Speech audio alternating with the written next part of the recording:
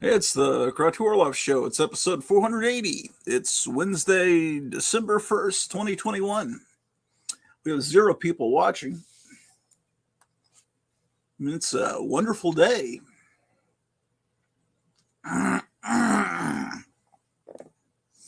So, the link to come on is in the chat. And I probably need to send that to Eric Breen on Twitter. So let me do that. So he just sent me a message on Twitter asking if we're streaming tonight, and I replied yes. And so that's not Twitter. Twitter is the little bird. They have a new leader at Twitter. Sounds like a wonderful man. Let's see. HTTPS. If you want to come on, then you can't click on the chat. This is how to get on. HTTPS colon. Why am I all capitals? Shit. Why does it do that? Pardon my language. Damn it. HTTPS colon. The hell is that? // don't worry, entertainment will begin soon. All 2 of you that are watching. This is I'm filling in for Graphic Man because he's off for 2 weeks, and we'll be back next week for another thrilling installment of 4 Color Fossils. Okay. / okay. PJ.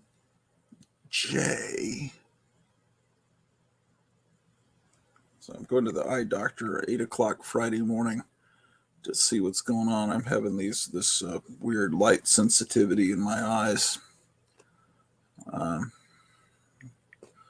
I watched some YouTube videos and became convinced that I must have early cataracts or something. Someone just disappeared. I had 2 people watching. Some motherfucker left.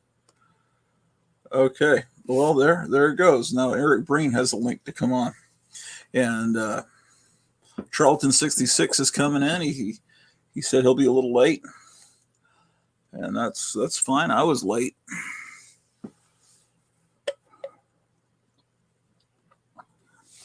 So, what do I have to show you? Here's a wonderful issue of Superman's pal Jimmy Olsen, number 101. Daddy, this bad man scare me. But Kal-El, I'm Jimmy Olsen. I'll be your pal when you grow up to be Superman. I've come from the future to save your world. Put my son down or Crypto will bite you.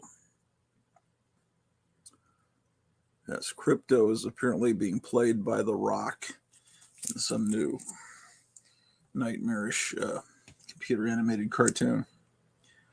And Jimmy Olsen 99. These 2 comics were found in a repossessed car that apparently had been owned by a crackhead, according to the little old lady that had brought all the comics in. And with those are the older comics that were in there. Everything else was 70s. There was some Star Wars, a lot of Transformers. There were some good books in there. They were mainly kind of beat up, like crackheads tend to do.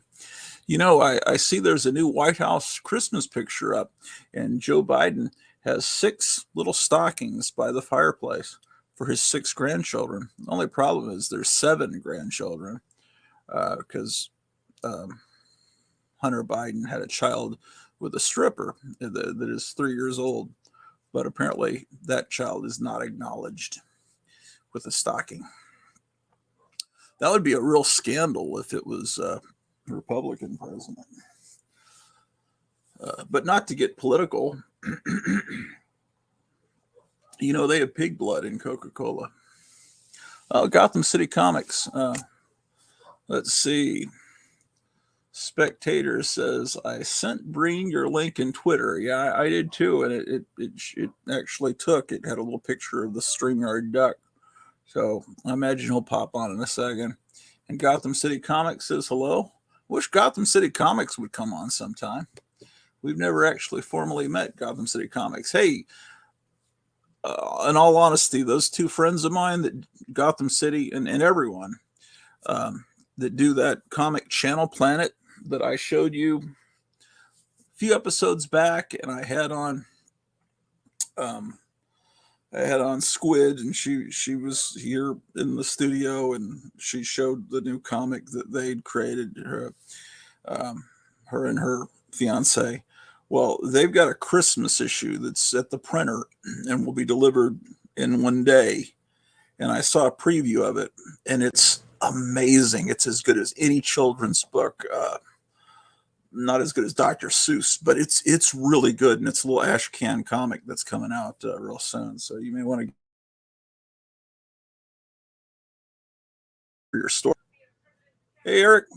How's it going? What's up? Yes. Oh, Wondering where our fossils are.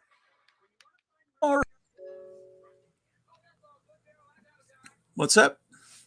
So just wondering where all of our fellow fossils are. Well, I know Charlton 66 will be coming along. He was at the vet, and he said he'd be late. And he sends me tons of cool little pictures every day on Instagram. Yeah, he's always in communication, and he said he sent me something in the mail, so I'm excited about that. Let's see. Gotham City Comics definitely will pick that Christmas book up. Yeah, hopefully they're watching, but I'll let them know. I don't think many were printed. I don't think they printed like a ridiculously low number. So it's really good. I don't know, Eric, do you know what I'm talking about? No. Oh, I was talking to Gotham City Comics, which I guess is the owner of Gotham City Comics in Arizona, and they ordered some of the comics that were made by some friends of mine, and that Channel Planet comic I keep showing, and anyway, they showed me the issue. They've got this comic Channel Planet about this weird band, and then they're kind of like Sid and Marty Krofft puppet looking creatures, aliens, and then they're doing a Christmas comic, which is like Channel Planet Presents. And they've got another it's like they're doing a whole bunch of different titles, like Channel Planet Presents different horror stories, and they got everything planned out. They want me to do like a 7-8 page long story for some issue that may come out. I think I've got a deadline of February for that. But anyway, it's the Christmas one that they have at the printer is really good. Let's see. Kimberly Vespa says hello, and Basil out in California says howdy, fellers. So how have things been going out in your store? Not bad. So we right. I got in there Tuesday, and there was 20 short boxes under the tables where I work that I have to go through, and it better be better than what's written on the sides, but you never know. I mean, I said and one of the guys pulled a couple boxes out of the back, and there was the regular and the variant issue of Captain America 6, the first Winter Soldier. Okay. And the variants weren't the same as the comic because both of them just exploded. But so that was kind of neat. The whole run was in there. And, so this is all very recent, of the last 10 years, right? It's actually about 15 years ago now, that story. Oh, okay. All right. Well, there was a guy that came in last week and he said he had a whole bunch of long boxes of comics that had belonged to his stepfather, who was like my age and passed away from COVID last January. So they've sold off all this stuff, and the last thing they have are these comics. And so he had a couple of boxes of samples in the trunk of his car, and it was like 90s stuff, and it was like disappointing. Then it turned out that the guy that had passed away had been a regular customer at the store and had worked at some other job with the owner, and so he was like a guy that the owner knew, and so he had, like a kind of a duty to buy these comics, because probably a lot of the comics were actually bought at that store back in the 90s.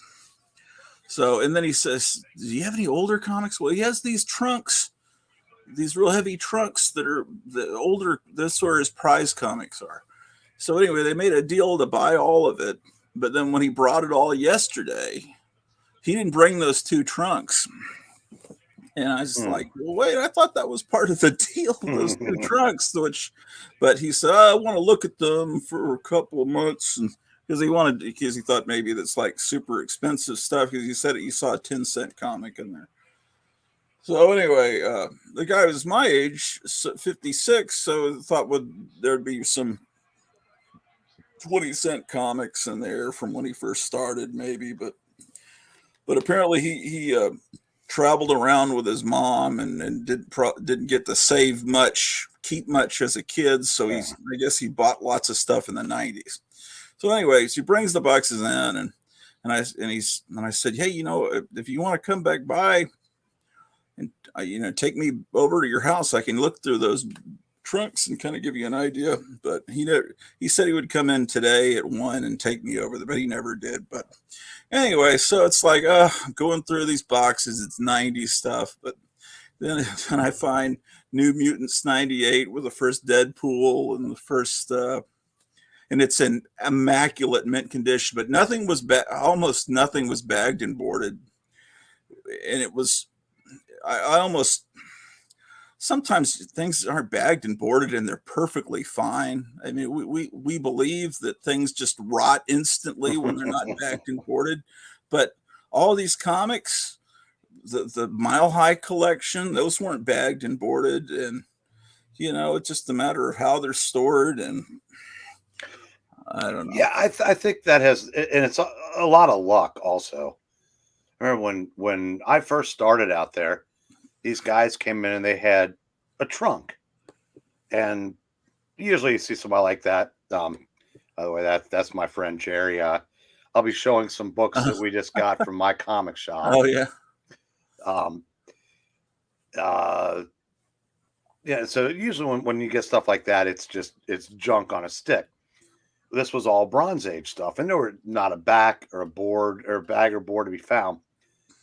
But the Giant Size X-Men 1 was in really good shape. The Werewolf by Night 32, the Daredevil 131, the X-Men 94, 5, 6.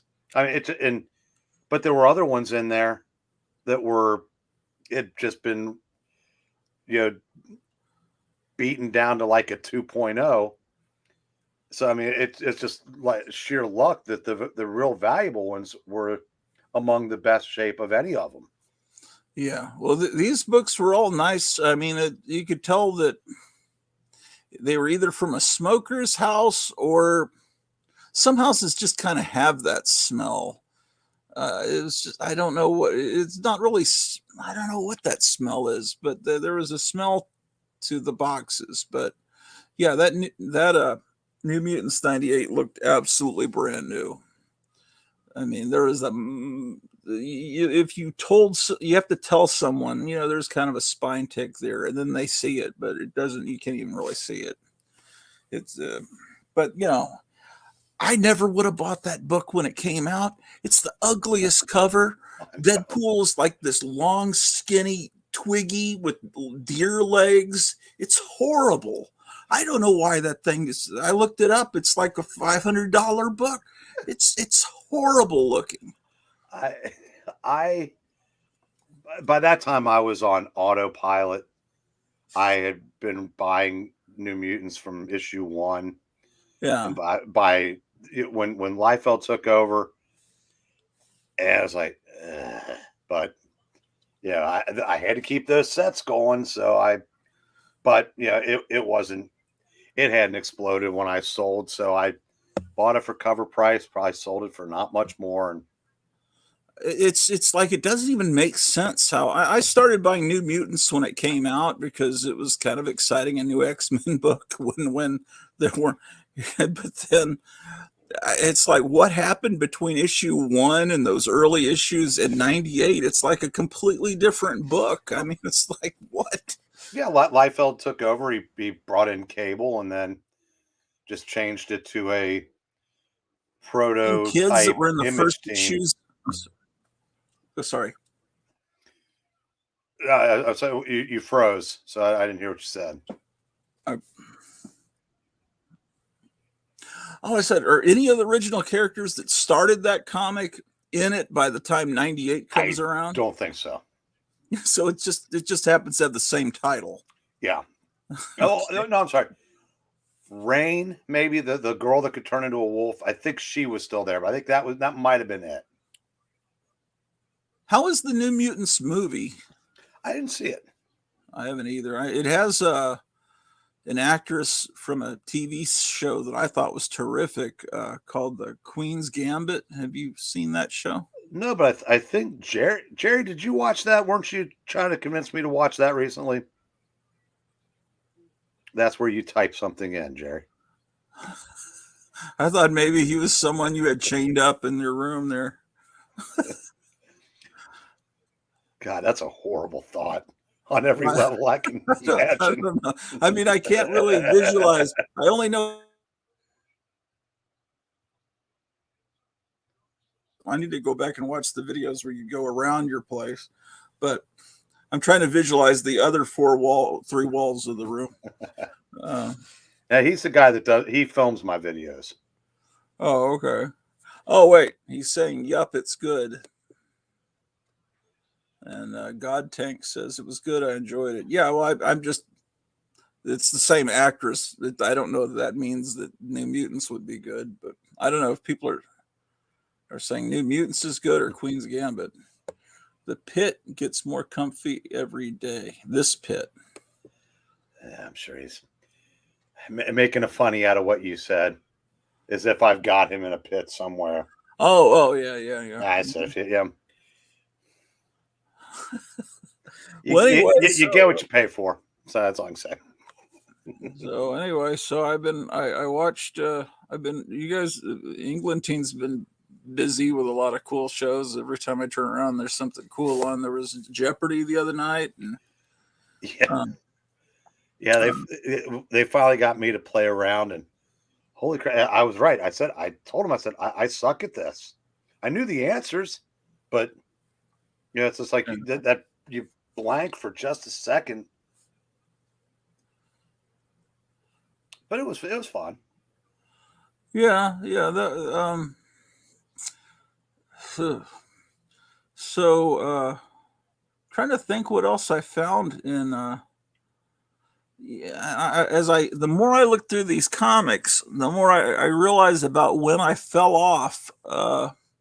And what maybe caused me to fall off as far as buying new comics all the time.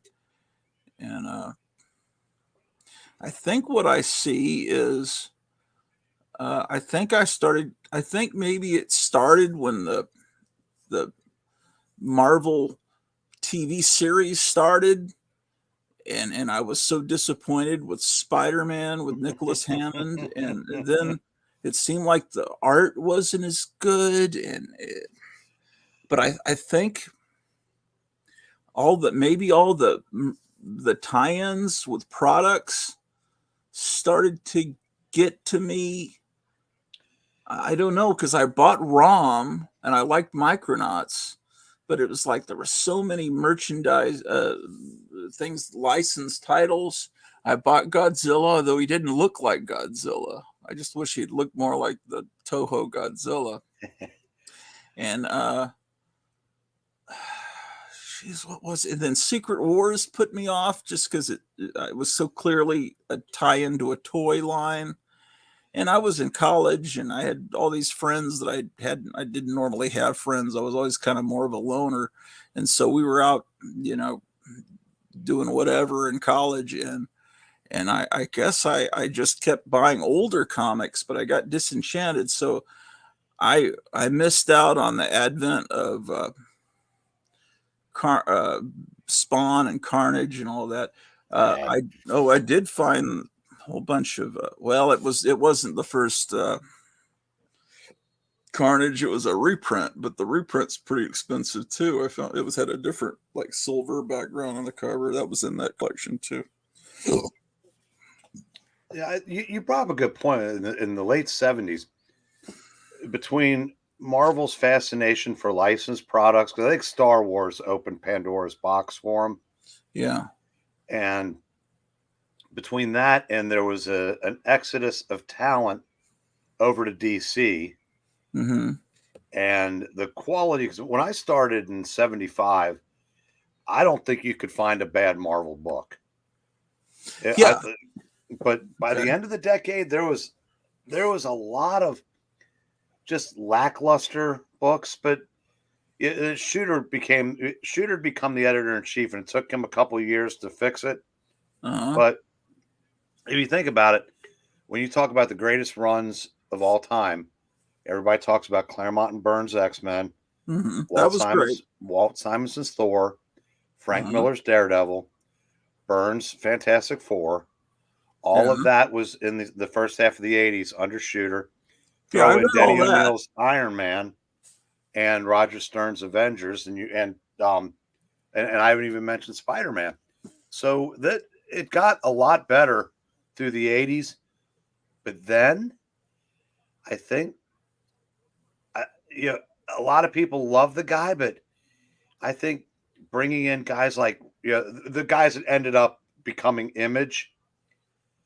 What they I love McFarlane's Spider-Man with David Michelini, but the solo book was terrible with good art, but terrible storytelling.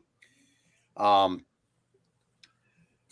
I think those guys kind of they kind of brought style over substance to Marvel, and DC didn't have that luxury, so all they did was just keep telling great stories that no one bought.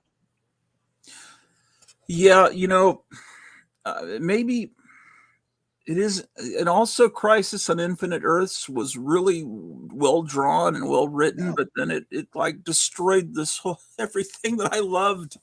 So, but yeah, there was good stuff like Watchmen and everything, but it was just like you just look at any cover from the early 70s, and then you look at these Web of Spider-Man type covers, and it's like you just look at I pulled out some Amazing Adventures, Killraven, War of the Worlds. It's like every cover is like amazing in the early 70s, even on a title that people don't remember. And I think one of the reasons for that was you were fighting against everything else on the newsstand, so you needed to stand out.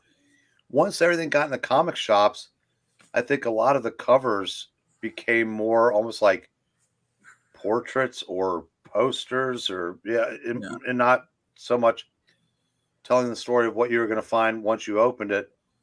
And I do agree with that. I said the 70s stuff, it was fun, but the first 5 years at DC after the Crisis were probably the best 5 years I've ever read in comics. You were saying the Justice League's really good. All of it was.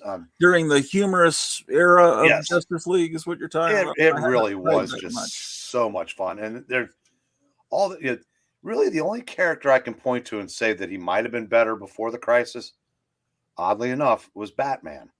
Because Doug mentioned Jerry Conway traded off when you had Batman Detective for those first 5 years. And it was really, really well done.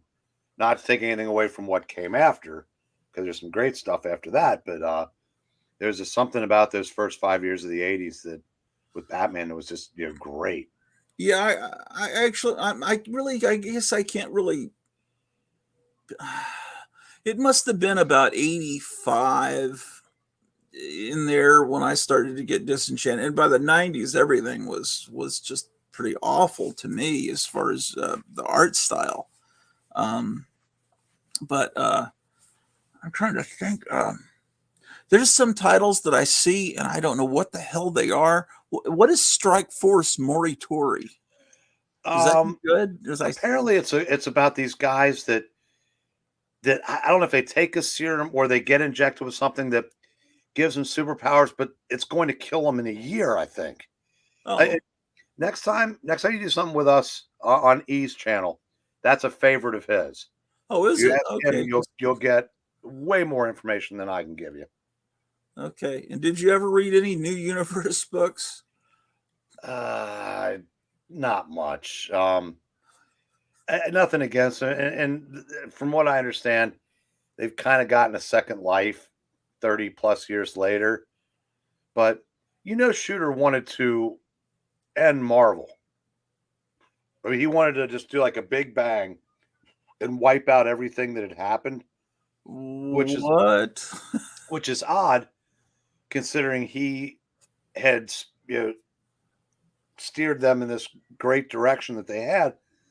He wanted to basically do a crisis of his own, Yeah. and Marvel said no. So New Universe was his kind of compromise, Okay. and it's a good thing because I mean, now, yeah, bring it on. Anything that wipes out this Marvel universe, I'm all for. Huh. But not in 1986. Yeah. Uh, and there was this superhero NFL team or guy. Super Pro. Super Pro. Insanity. Um. Yeah, less said about that. Now, if you ever do a stream with Captain Frugal, you can bring that up and listen to him wax philosophic. Yeah. Well. Let's see. There are some titles that I just wonder why they're not more valuable. Like Teen Titans. Uh, no one's ever really seemed to caught on to the Warlord, uh, or like the War of the Worlds Marvel books. Yeah, Warlord got a little value organically because it was a good book, with a talented creator, Yeah, but it has not escalated. I no, mean, it's still really. I mean, it was worth a few bucks 25 years ago. It's worth a few bucks now. Jonah But Hex doesn't. I don't think have much value. um, there's that first issue of his own title, not the um All Star Western, and what that I think it ended up becoming weird Western tales. Where the first issue of his own series is worth almost $300, and his first Oh, appearance is worth more than that. oh yeah. And the series is actually it's not inflated, but it's proportionately valued. So I mean, it's not. You need to roll some pennies if you're going to go after that series. Yeah, well, I was buying it at the time. What? And speaking of McFarlane, no one seems to. All these people go nuts about his early work, but people, I guess, don't know about Infinity Incorporated, or what is the deal? Because that doesn't go up in value. No, it doesn't. Yeah, oddly enough, that you would think that somebody who's eh, I'm trying to think other than I'm starting to wonder if his Spider-Man run, the reason why that went so high wasn't McFarlane art, it was the creation of Venom. Yeah, Because a lot of issues later in his run are very affordable. Spawn Spawn's an anomaly. Why the first issue of that, when there's 2 million copies out there, is still worth 25, 30. I've seen people, you can get even more than that for it, depending on where you are. And some of the lower print run issues are through the roof. but I think that's more character driven than his art, because his art is long gone by then.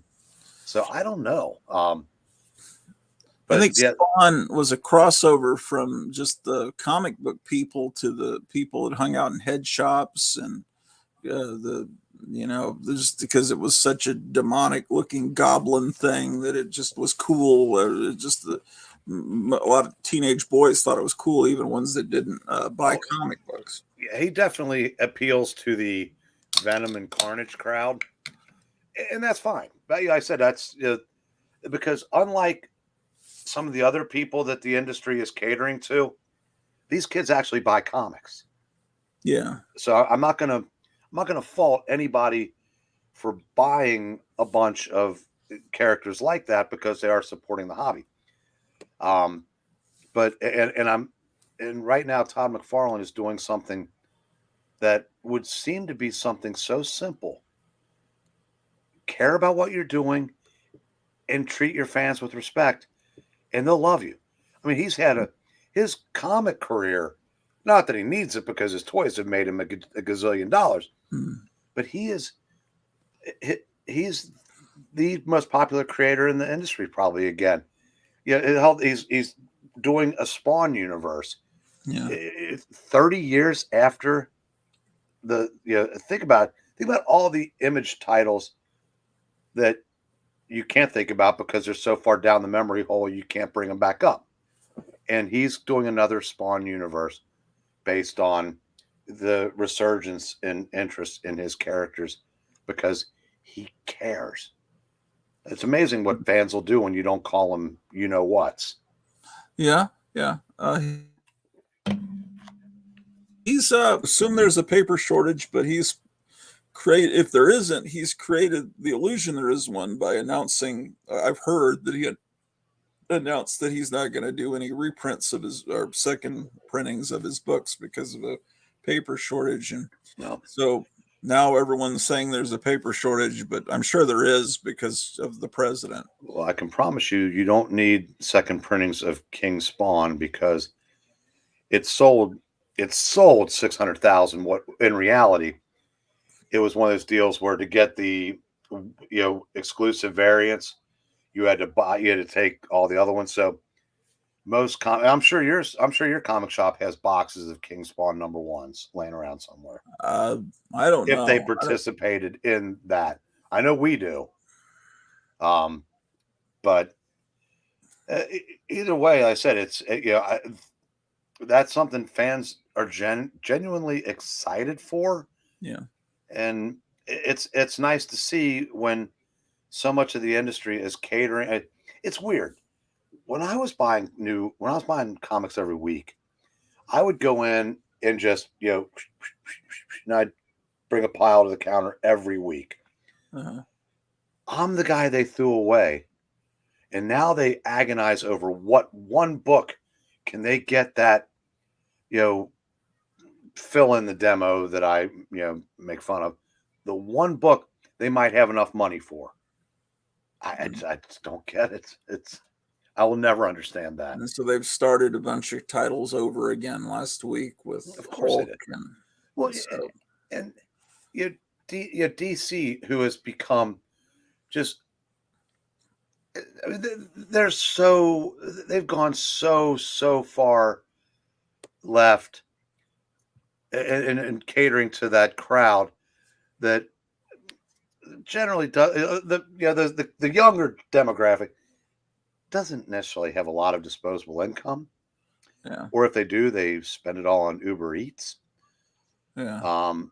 And they released $6 annuals today. Oh, did they? I didn't even notice.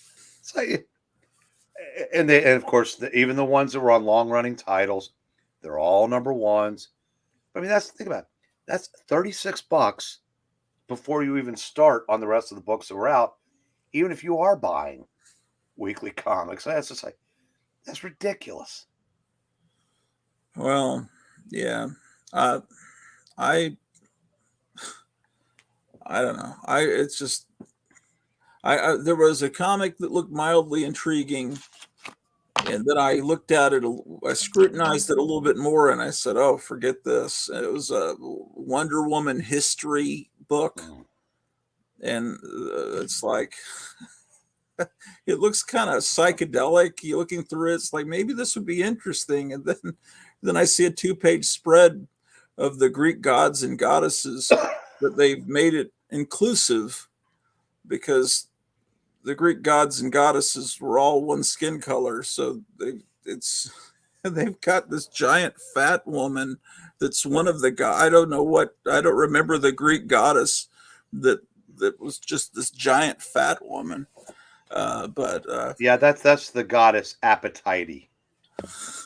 Did you know what? Did you look at that 2-page spread of the gods? And I heard about it. You heard about it. There's some Wednesdays. Yeah, I mean, I heard about that months ago that they were going to have a healthy at any size Amazon. Oh, are they Amazon? Maybe they're Amazons. I thought it was like all the Greek gods and goddesses, but it could have been Amazons. Yeah, but there were guys, so I think it was the Greek pantheon. I think, but I don't know. It's just I'm glad I didn't have to spend $7-8. It almost tempted me. But, Gotham said that they sold through their 250. I think our store, you might have been able to put a 1 in front of that too. We ended up getting so many of them. See, I don't have any problem with McFarlane. I never really got into Spawn. I think I bought the first issue. I bought some different issues. I think I bought the first one where that Angela appeared because she looked like she had number 9 design. Yeah, and then I bought a couple action figures because they were so amazing looking at the time.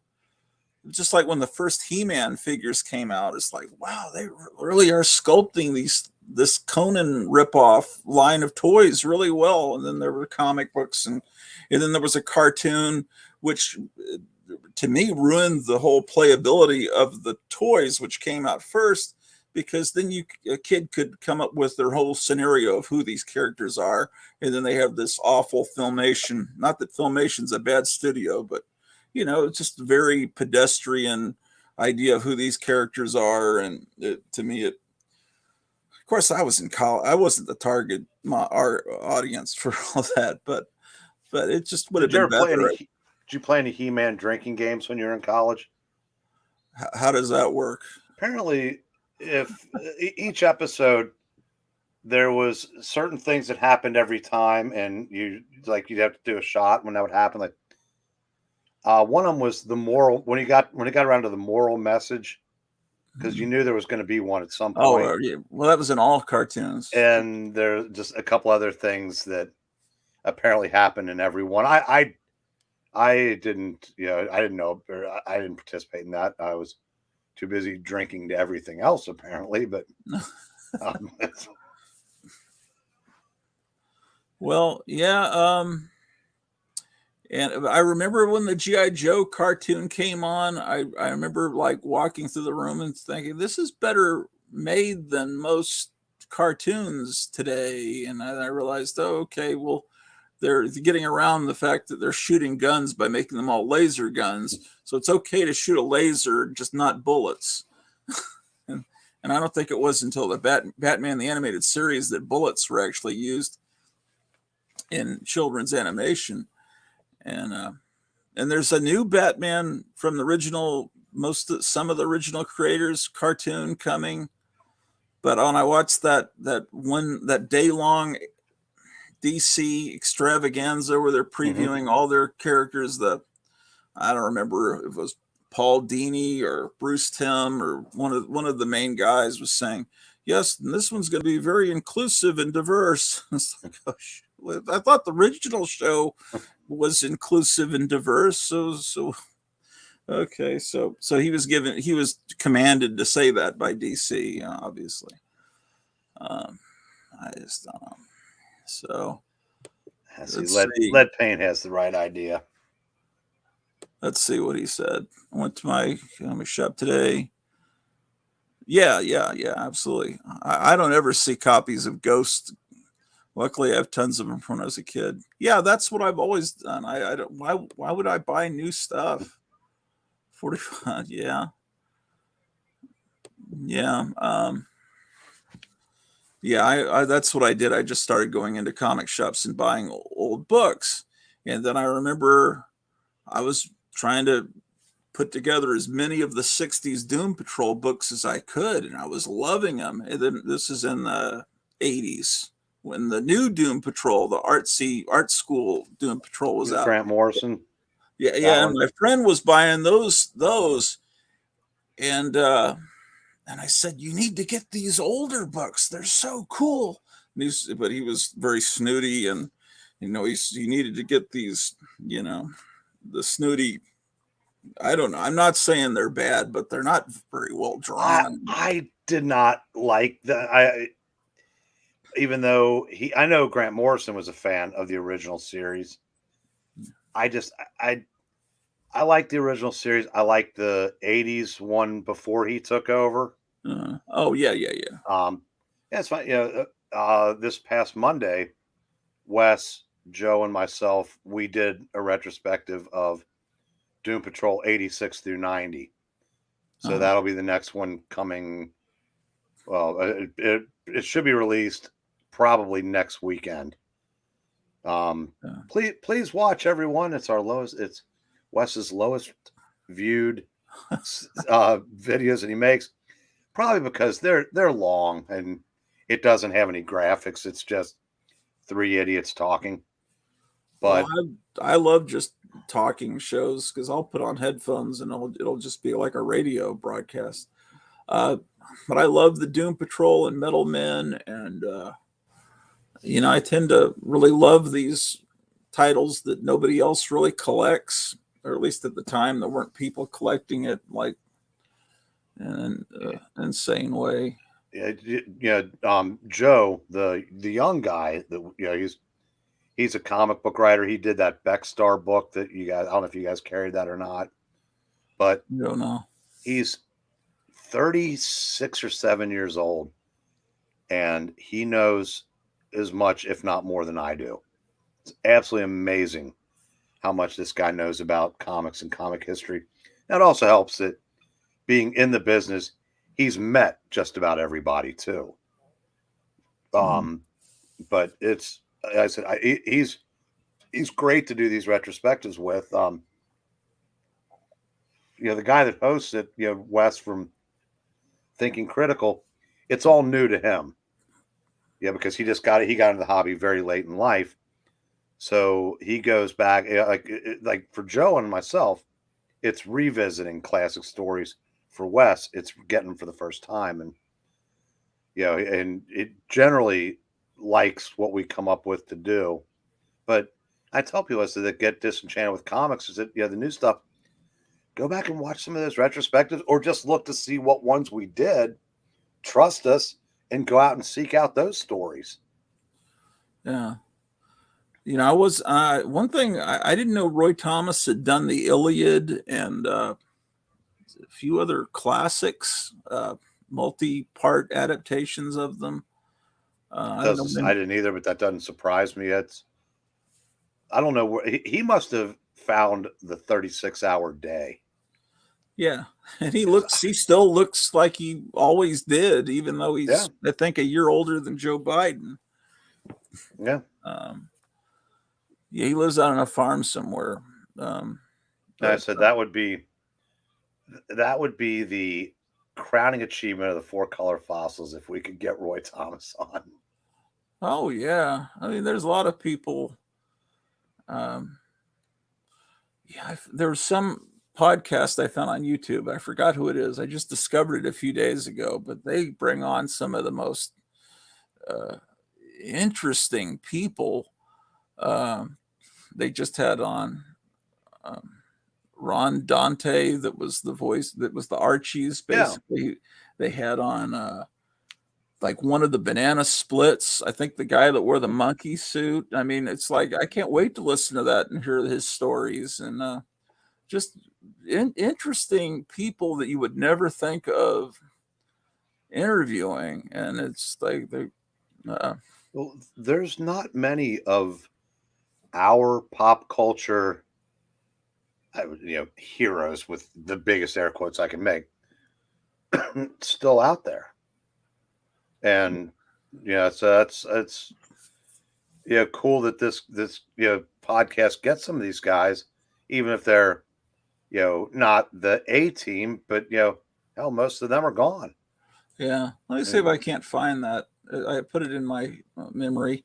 I was been wanting to get Mort Todd on, and I kept, sending him messages, and he says, well, we can do that soon. And I've eventually just kind of like stopped trying to bug him. But let's see. I had Milton Knight on, and I'd like to have on other kind of celebrities, but I don't know. In some ways I don't really want to meet celebrities because I'm always afraid someone will be an asshole, and then whenever I look at their comics or listen to their music, I'll think about that. That's why I've always avoided trying going and getting in line to get autographs, because I don't want to have that as my memory, of this person. It's always been my kind of philosophy on yeah, that. I wished I'd met some of the older pros when I had a chance. I mean, they're all gone now, so it's a moot point. But as far as the new wave of creators, I said we had Mike Barron on about 6 months ago. We could Uh-huh. probably get Chuck Dixon because you know, he's very good about giving people his time. Uh-huh. He did the aficionados a couple weeks ago. And he's appeared on other people's. He streamed with a couple other people that I know because we were supposed to get him on a Monday night, and I think he got sick or something, and it just kind of fell apart. But Uh-huh. we might be able to get him to join us some night. Yeah, I wouldn't mind. Yeah, I just, yeah, because I really would like to talk to Mort Todd, because he's got all kinds of. I mean, he spent countless hours just sitting and shooting the shit with Steve Ditko and people and John Severin, and I've heard other people interview him, and some of the interviews are great, but I just want to pick his mind more about these people that people don't know much about. There was an issue of ROM, one of the later issues of ROM that Steve Ditko drew, and there is this 2-page spread of all these Marvel superheroes running at you, done by Steve Ditko, but he doesn't have Spider-Man or Doctor Strange in there, because I guess he would never draw them again. Nope. But it's really cool to see all these characters done by him. Yeah, he was the regular artist, or if not the regular artist, he did several issues in the later part of the run. Yeah, it's interesting to see his art, pop up on different superheroes, and it just kind of looks just like the way it was in the early and mid 60s. Trying to find that the name of that. I'm looking at another screen right now. I'm trying to find that what that channel's called. But oh, I was watching that Friday Night Tights, and that guy, what is his name, Gary? He mentioned England team last Friday. So I guess they used to do stuff together. Yeah, before Gary exploded, we Uh, used to do a thing called uh, Thunderdome, uh, which was kind of it was more of like a debate, uh, and he did a couple of those, and I remember I can remember it. There was this girl that had a channel with about 200 subs that I was friends with.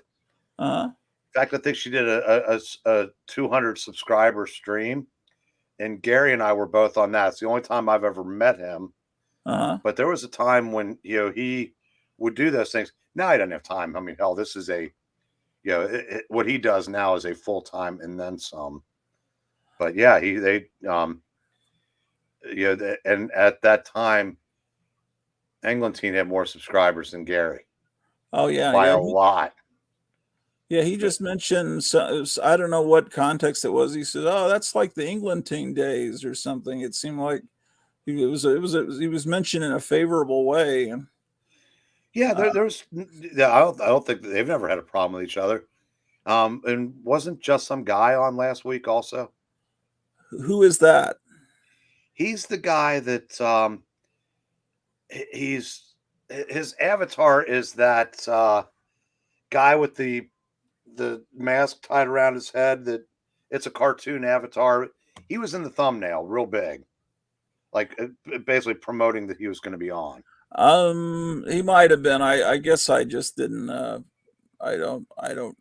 I mean, I kind of listen to the whole thing, in spurts. It gets me through. One will get me through a whole day. Just listening to it. And sometimes I'm just listening to the sound and I don't really know sometimes I don't know who's talking, but Oh man, we're losing our audience oh to yeah, a recording. we're losing our audience to the recording. What do you mean? Moran, yeah, they're apparently Pixel and the Frog are doing one of their recordings tonight. Oh, are they? Okay. Well, So maybe they'll come on afterwards. yeah, I did I think Spider-Man 9 with them a couple weeks ago. Those are fun. There's a lot of narration and I do a bad Stan Lee impression as the narrator. Yeah. That's those are fun. Yeah, it's about the same as the Friday night ones we do. Yeah. To me, the perfect narrator for Marvel Comics is John Vernon, because I hear that voice in my head from the 66 cartoons. But I never liked when Stan Lee did the narration on Marvel superhero cartoons. His voice is just not, See, it's just when I too, think of John Vernon, I'll never again be able to get past fat, drunk, and stupid is no way to go through life, son. yeah. You could probably take a lot of lines from Animal House and just dub them over an Iron Man cartoon and just it's just out of context. Oh, I was meaning to say a while back. Meyer Greenblatt commented, I've been wondering what's going on with Meyer. Meyer, you want to come on or?" Because Meyer, you've kind of done like a dive. I haven't seen videos from you or seen appearances from him, so I was hoping you were okay. But anyway, so you want to come on? That'd be cool. Um, let's see. Um, so what? So do you have much of a monster magazine collection in your shop right now? Um, I don't know if any have sold since I marked them all down. We had a decent amount. Uh, probably a couple dozen of the older famous monsters and some other contemporaries of that era. And Oh, it's not great, but it's more than you would find in most places that didn't specialize in them. oh yeah, that's a couple of dozens, a lot. I mean, because I'm used to zero. Yeah, we problem is it's not just the old monster magazines, it's old everything. It's Uh, just not coming in like it used to because you know between everybody putting them on eBay and just time, it just it just not. I don't know. At some point, there's just not going to be any more out there to come in, and I'm wondering yeah. if we haven't gotten because if you think about it, when I first started collecting comics, if somebody brought in books they bought 30 years ago, you're Mhm. talking World War II era golden age. Yeah. Now you're talking Image. Yeah. That's 30 years old now. So the because like you said, like you thought some cool stuff was coming in. It was 90s, but that's half a lifetime ago now. Yeah. It's just, it's hard, and so if you figure if for the 60s and 70s, that's 60 and 50 years ago. So I said, I just don't know that. There's probably not that many trunks or closets full or stuff like that because even your grandma now. A lot of people's grandpas are my age, so it's just I just don't know how much more we can expect to see the really cool old stuff filter in. Yeah. Hmm. Well, how low did you mark them? Do you recall the famous monsters? Uh, I got them down. Most of them were over 30. I got them down like the high teens, low 20s, and then if they were that price to begin with, then probably low teens, maybe 10, $11. Okay. And hmm. And so yeah, I really would. What's the name of the store again?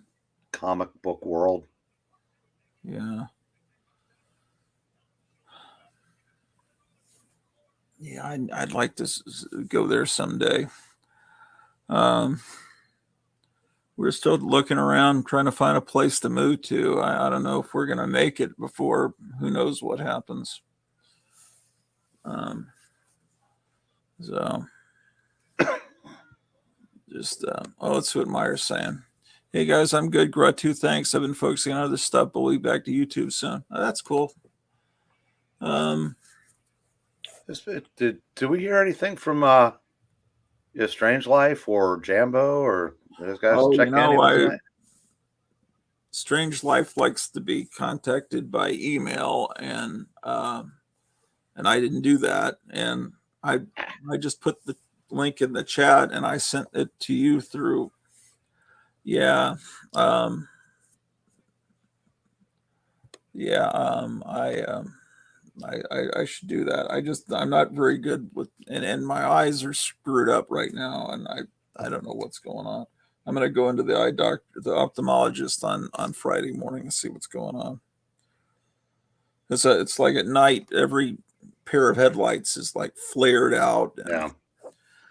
and my eyes seem to be extra sensitive to light, and so I just think they did something to my eyes the last two times I was at the dentist, and they take my blood pressure and they say, "Oh, it's kind of high." Well, then they go ahead and inject me. I think the purpose of doing that is if it's high, you're not supposed to inject me because it's clearly blew my eye. Fucking little floaters going everywhere, and then there's like some kind of moire pattern or something that's causing the light to that you can barely see. But when you look at a light, I don't know if it's cataracts or what. It's just, but I blame the dentist. But there's a horrible, scary new transformer name thing that's apparently uh, having to shut everything down. But apparently, it doesn't. It's very different because it doesn't take away your sense of taste or smell, but it does make you tired and it gives you mild symptoms. And a lot of people, most of the people are just asymptomatic, but it's terrifying because it's very communicable. But I feel that way all the time anyway, tired. So I don't know if I should be that terrified of this new thing. We're not supposed to talk about it though. No, I said, my sister asked me again if I'd been vaccinated. Oh, Well, we probably shouldn't say that word. I mean, I've got heart issues that I'm having been being checked out for that I've got to follow up on the 6th. Yeah. There's no way on God's green earth I'm going to get whatted between now and then. Oh no. Yeah. So, but it's just I said it. It's just crazy what this has done to people, but that's yeah. Well, they'll never be different. The rest of their life, they're gonna live in fear, and it's So that's it. It's done irreparable damage to our country and to the world, and Australia's turned into a nightmarish police state. Yeah, that's I think they've wanted to do that for years, and now they can, and they have. Yeah. Well, let's see. Basil's here from California. Let's see what he's up to. Hello? Freeze my ass off. I think you What's got that? a little delay. You're cold? Is that what you said? You're freezing your ass off? Yeah. Okay. I don't think of California as a cold place, but what do I know? It gets cold at night. Okay. Well, so what have you been up to? Not like back east cold.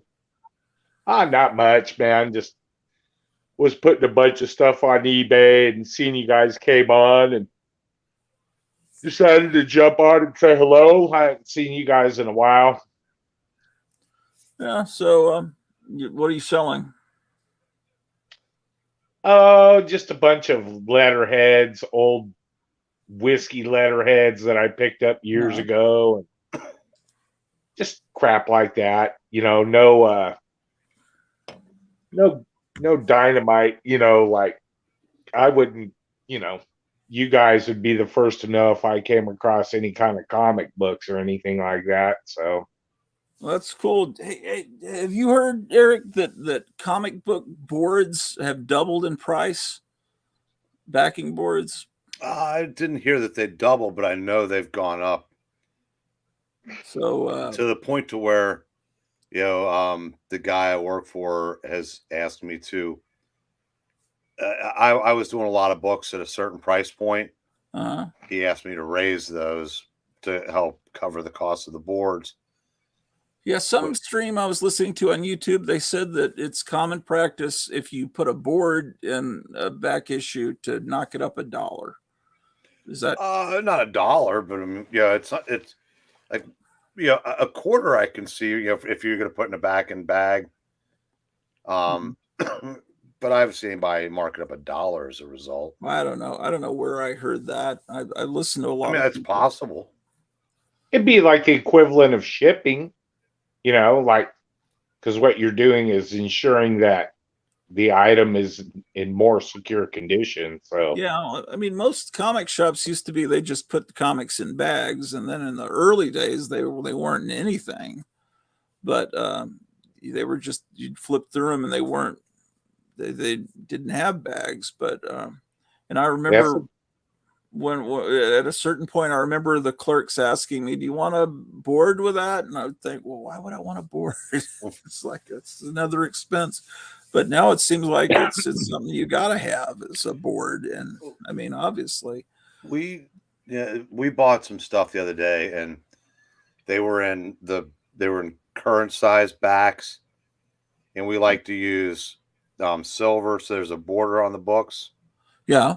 And so I took all those out and rebagged and boarded them. And then I was going through some other stuff, and there's a lot of dollar books. I just reused the backs and bags that I took off of the other guy's stuff because I figured you're getting it for $1. You can buy your own damn bag and board if this isn't good enough. Yeah, so it's definitely, and that got in my head as a result of the price increase. Let's go, Brandon. Yeah. That's exactly what it is. I've always just bagged everything in Silver Age bags and boards because I like there to be a little room, or it seems like it gives protection to the comic.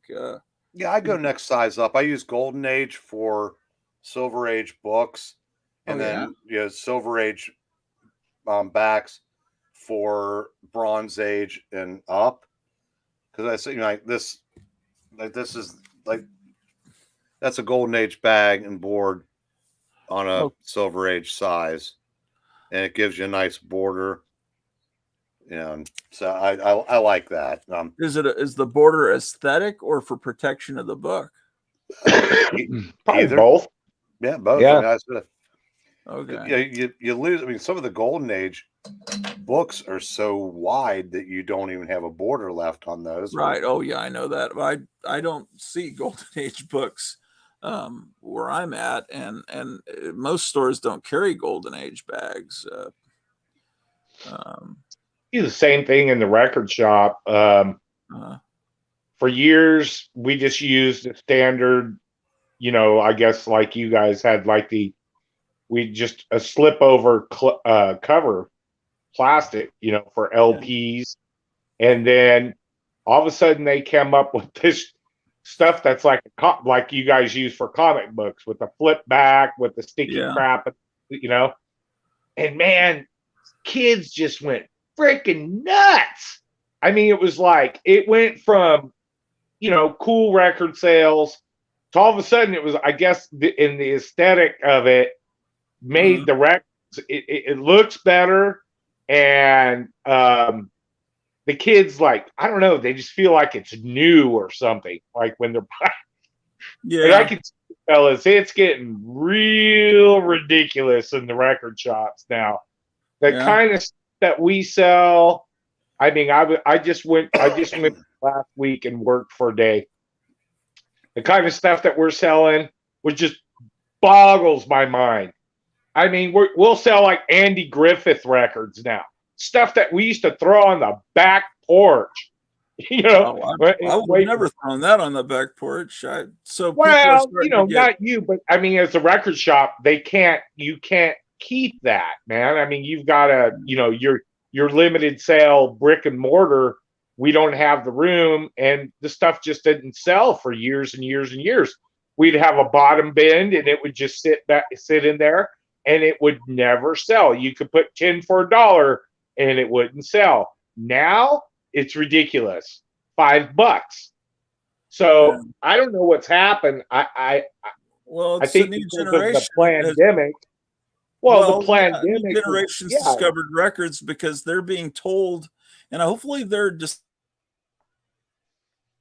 more than that by their teachers, and they're rebelling against that, and then they're told that they can't own anything, and owning things is bad, that you should just stream everything and have really no possessions. And then people realize, because the thing about owning books and records is someone can come into your house or apartment and like look around and tell who you are, your personality, by looking at your shelves. And what are they now supposed to do? Look through your computer files to see if you're an interesting person. I mean, there was an old John Waters used to have a quote.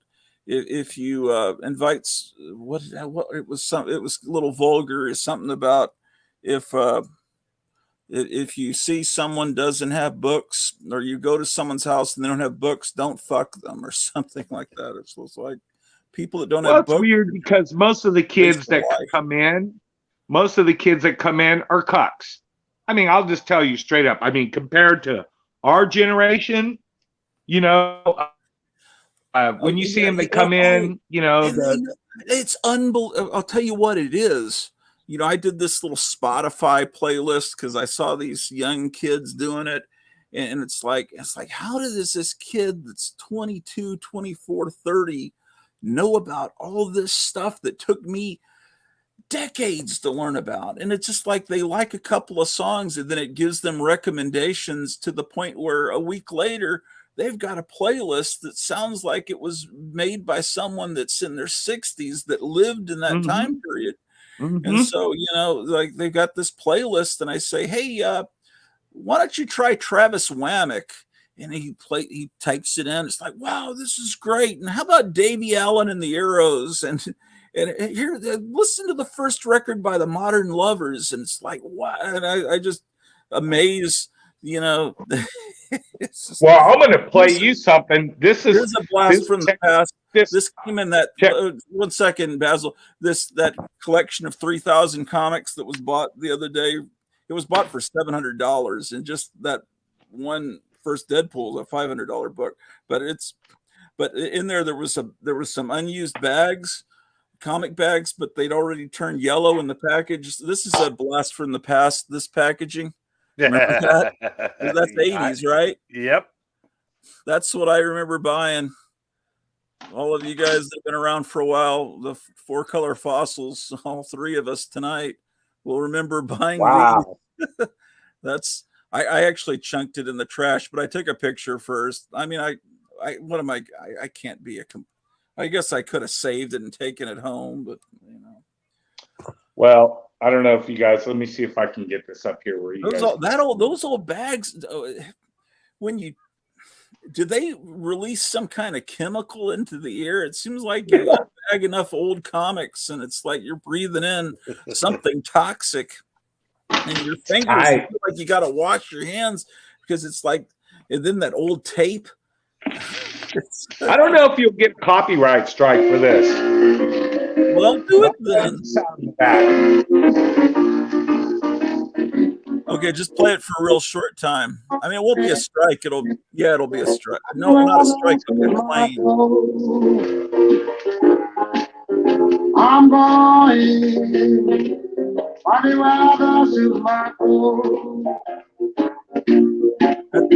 figure out who that is. Yeah, they just chucked the 78s out in the back, right? So that's Big Bill Maceo. That's 1947. That's like hardcore blues. I was just like, yeah. There are people that collect 78s. There's a guy I know that has a YouTube channel called I think it's called I Buy Old Records, and he's always looking for 78s. And not me. I mean, I look for them for myself because they're free and they chuck them out the back. And I've tried to tell them, and you know, I've worked over there for 6 years, 7 years now, you know, partially. And I try to tell them all the time, hey man, you know, sometimes there's records in those 78 files worth saving. You know, there's some good old country. You know, I'll find it an occasional blues record like that. That's about my 4th pretty good blues record that I found. What kind of country were you using? Country, you know, and it's still viable. I mean, all you have to do is buy like one of those little cheapo. They still make them. The cheapo record players that they sell over at any of the big box stores, and they still go up to 78. So it's like, cool, man. There's a store called Ollie's. I don't know if it's nationwide, but I first heard about it on my friend's channel. That's his full-time thing. He's a rockabilly musician, and his name is Mac Stevens, and he has a channel just where he goes out looking for records at different places. And anyway, he goes, there's a place called Ollie's, and I was telling people about it on YouTube, on this YouTube channel, and everybody ran out. And what they do is they have all these mostly DC graphic novels, hardcover collections that are $50-$60 books, and they sell them for $4. And they got comics put together, but they also sell these record players that play all 3 speeds and are battery operated, so he can go out in the field and find a 45 and play it to see if it's a good rock and roll record or if it's you know, some Northern Soul or some good soul or whatever. Yeah. Sometimes you don't know if it's just like a polka record or something. Yeah. So anyway, it's called Ollie's. Yeah, we have an Ollie's around here. It's terrible. Is it? I haven't been to the Ollie's yet here in Fort Worth. Did they have a comic book selection? Yeah, ours, when we first found out about it, it was like striking oil because they had just dozens of those DC showcases. I mean, Jerry and I went out there and we literally could not spend our way out of the store. Now, nothing. So you depleted it. You used up all the fossil fuel. Huh? Well, just subsequent purchases from them haven't been nearly what the initial one was. Now, Eglantines Ollie's is fantastic. He's always finding stuff. It is. I mean, he gets omnibus. His Ollie's had the official handbook of the Marvel Universe omnibus. He's in Florida, right? Yeah. So I heard people, they had the early Suicide Squad. I mean, the Suicide Squad from Oh like yeah, 1959, every Ollie's in the world except for mine had that. Well, what's going on with you, Basil? Sound like you're Nothing, like I crying. said. No, I'm just sitting outside having a smoke. Oh, Like I said, I love going down to the record store, man. I mean, it's like it's ridiculous, dude. You know, tomorrow I'm going to go to an estate. This buddy of mine just highly recommended going to this estate, and I really don't like going to estate sales anymore unless there's paper. Like I'm just like a paper junkie. That's all I care about. Like I used to be like all about military, and I still am. I mean, if you can find it, but it's always so overpriced now. It's stupid, you know. Well, but now paper, everybody fell asleep on paper, and I can make a living on paper, you know. So comic books are definitely back in. I mean, I've never shied away from comic books, but I look for them more so than ever now. You know what I mean? If they're there, and they're reasonably priced, you know. And I'm just an old time picker. yeah. I will tell you this, you know, the best adage that I've ever been taught by the oldest pickers that I know, the guys that are all out of business, they were all antiquers. They said, son, if you have to pay more than $10 for something, chances are you're gonna have to work your money out of it. And it's so true, because everything I've ever made a killing on, I've either gotten free or I've paid $1 to $10 for it.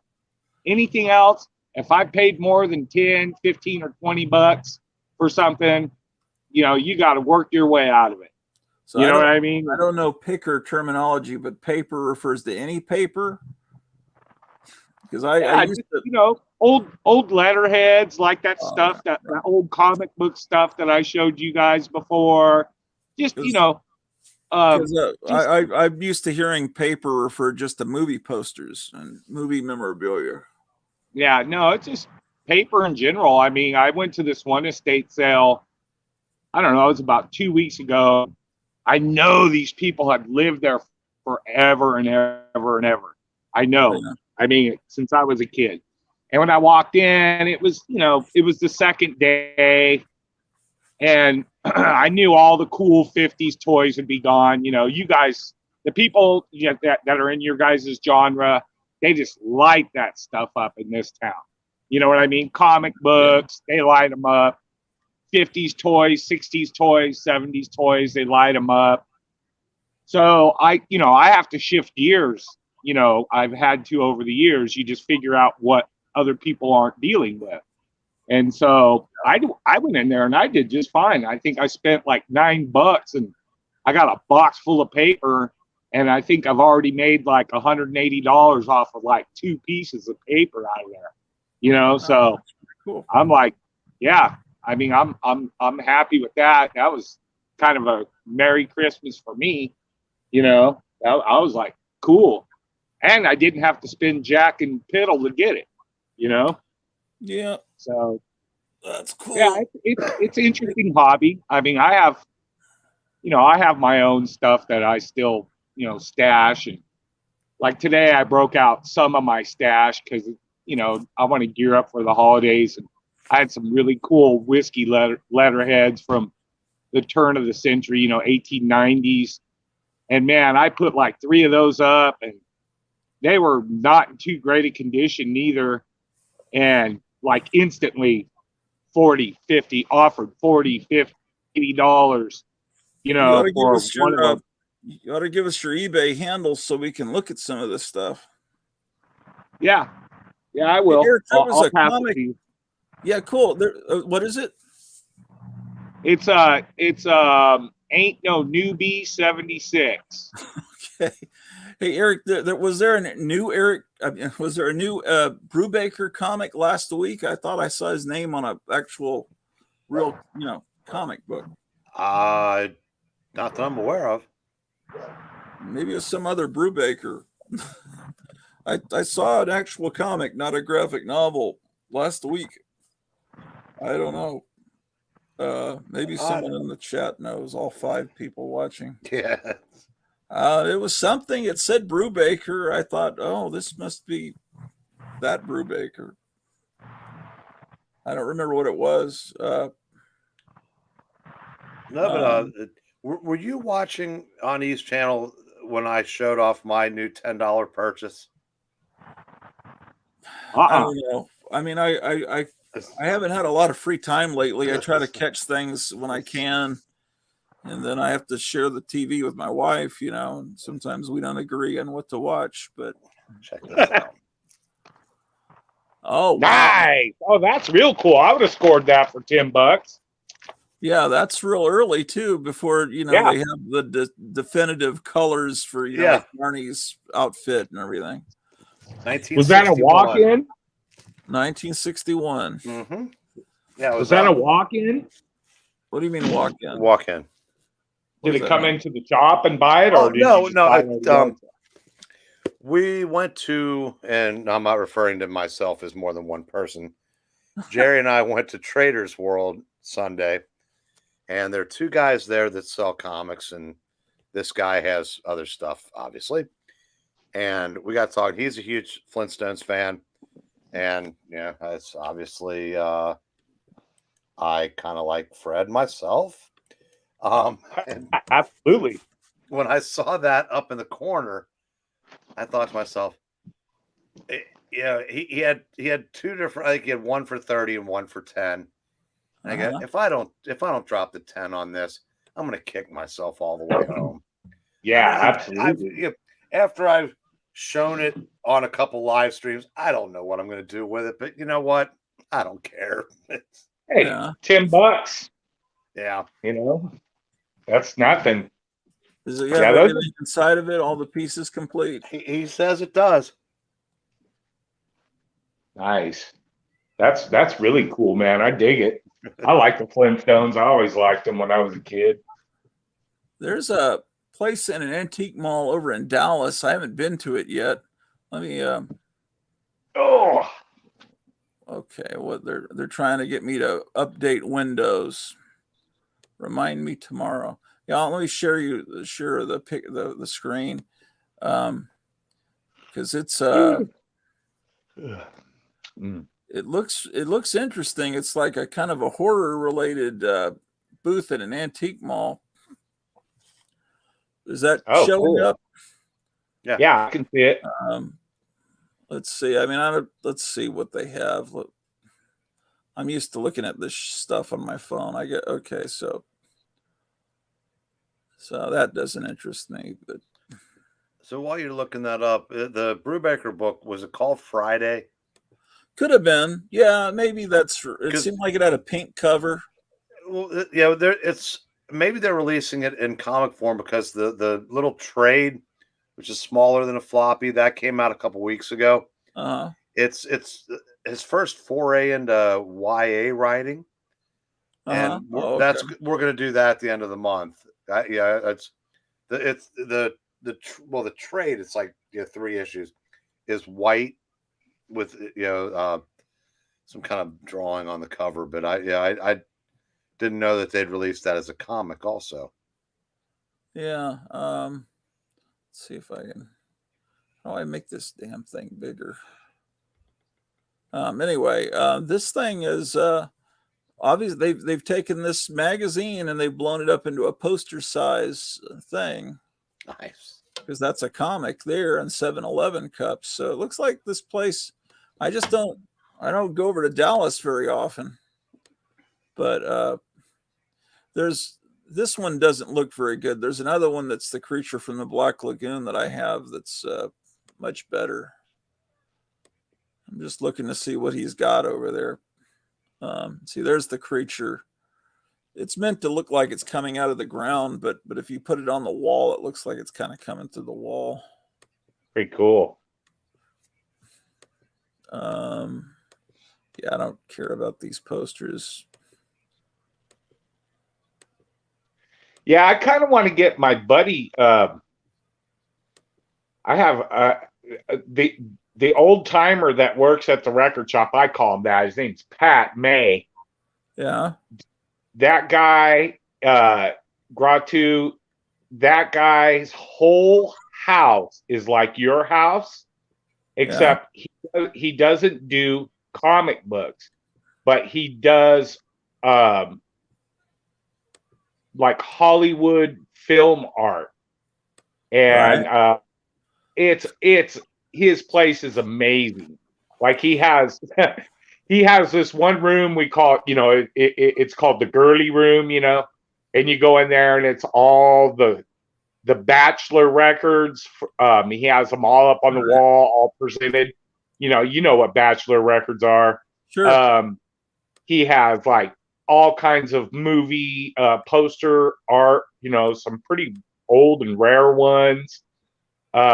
It's not as amazing as your house, but it's pretty amazing. I would say it's like your guys' shack a step down, like Huh. just like one step down.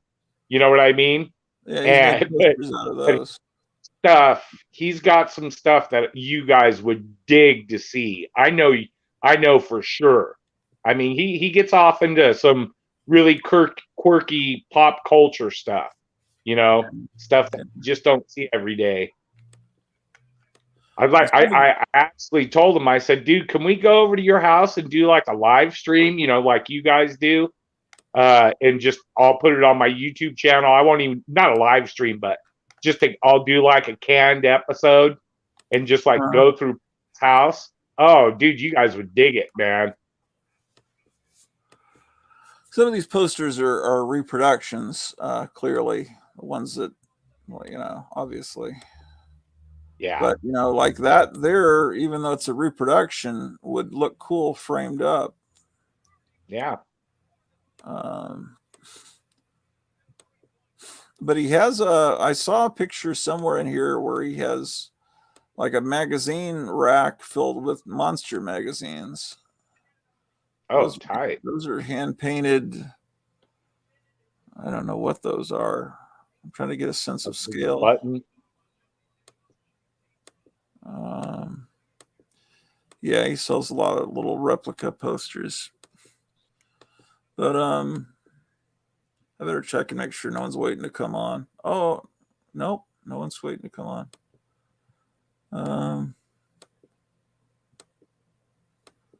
Well, I hope everything's going okay with Charlton 66's pet. He said he was at the vet. Unless he was talking about hanging out with a veteran. Let's see.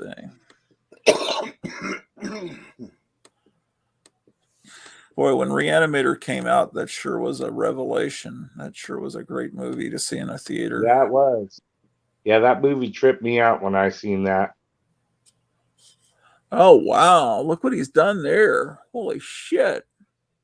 He's got a giant wall-sized King Kong fold. What is that? This antique mall may be some. Yeah, look at that thing. Wow. That's huge.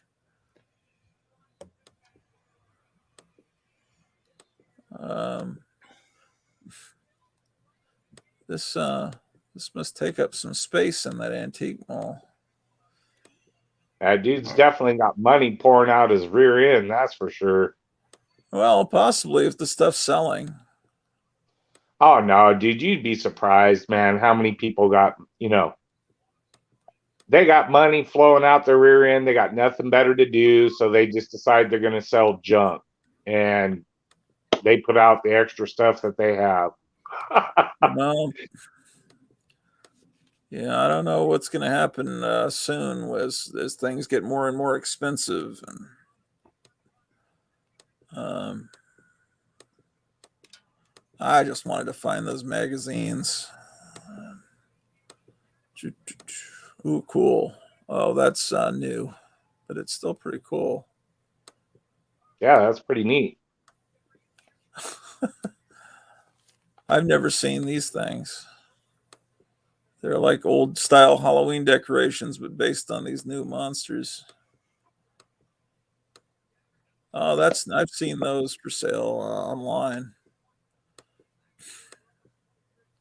He's got a big creature from the Black Lagoon stand up.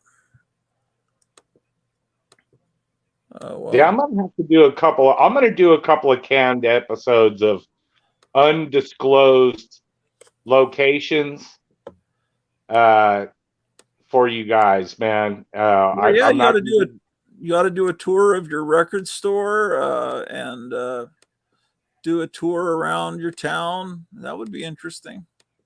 Yeah, just now there's, I know a couple of private museums and private collections that would oh my God, dude. I tell you, man.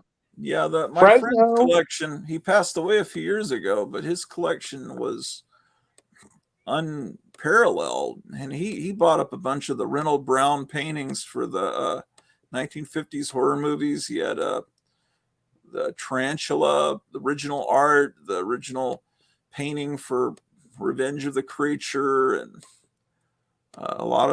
he sold a lot of them off, but I think he still had tarantula. That looks like something I'd like to have, this bank. Yeah, Dino, that's pretty tight. Yeah. But what was the little girl's name? I forget. Bam Bam Pebbles. No, Pebbles. Pebbles, that's right. Pebbles and Bam Bam. Yeah, they had a contest to name the baby, and that was the winning entry. Yeah, I was too young for that. Well, I think all of us were, because that was about 62 when they added the baby. Yeah. I don't know, 62 or 3. About 7 years before I was conceived. Hey, she's not on this. That's all I know. I'm giving up. There was somewhere in that booth, there's a whole bunch of famous monsters and monster times. I found this book at that estate sale, and I didn't even know what it was. It just interests me because it was. Let me see if I can get it. It's one of those small books like you guys always put in your spinner racks, Yeah, paperbacks. Yeah. Yeah. And so I got it home and I started reading it. Here, let me put it back up. I was trying to give you a full screen, but you're a tiny screen anyway. Yeah. But it's by Kathleen Hume. And I just, I started reading it and wow, just an amazing. It's so weird that I picked this book up. You know how we always talk about, or I hear you guys talk about, it's just weird. You get lucky. Well, it turns out this book is like super expensive. It's hard to find. Yeah. I didn't know that. And the story is what I'm keeping it because the story is amazing. The story is the true story of all the transients after World War II. Okay, so, at the end of World War II, the Germans had imported labor and put them in death camps and, and in secret camps and building stuff. And so there's like, Poles and Czechs and all these different people from all over Europe. And this is the story of how they sifted through them. And some of the people had no homes to go back to because the area that they were from had been obliterated and blown off, map. And so it's just an amazing story. It's all about transient camps after World War II. What's the name of the book? The name of the book is called The Wild Place. Oh, okay. I'm sorry I didn't. Here we go. You're probably a little too close. That's probably why back up. Here we go. Hold on. I'm gonna go grab another Coke. I'll be right back. It's called The Wild Place. It's by Kathleen Hume. And she was, I guess, some kind of missionary from some church or whatever, and she volunteered to go. And it was like the first time that it's kind of communist / because it's United Nations workers or whatever.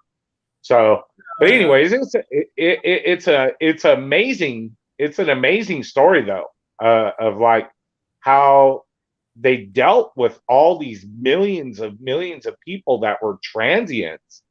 You know, I mean, it was just huge transient camps that they would build. The U.S. Army would build, and they would house like 80,000 Poles. Yeah, well, now Whatever, and it's just, God, man. I mean, we always see the.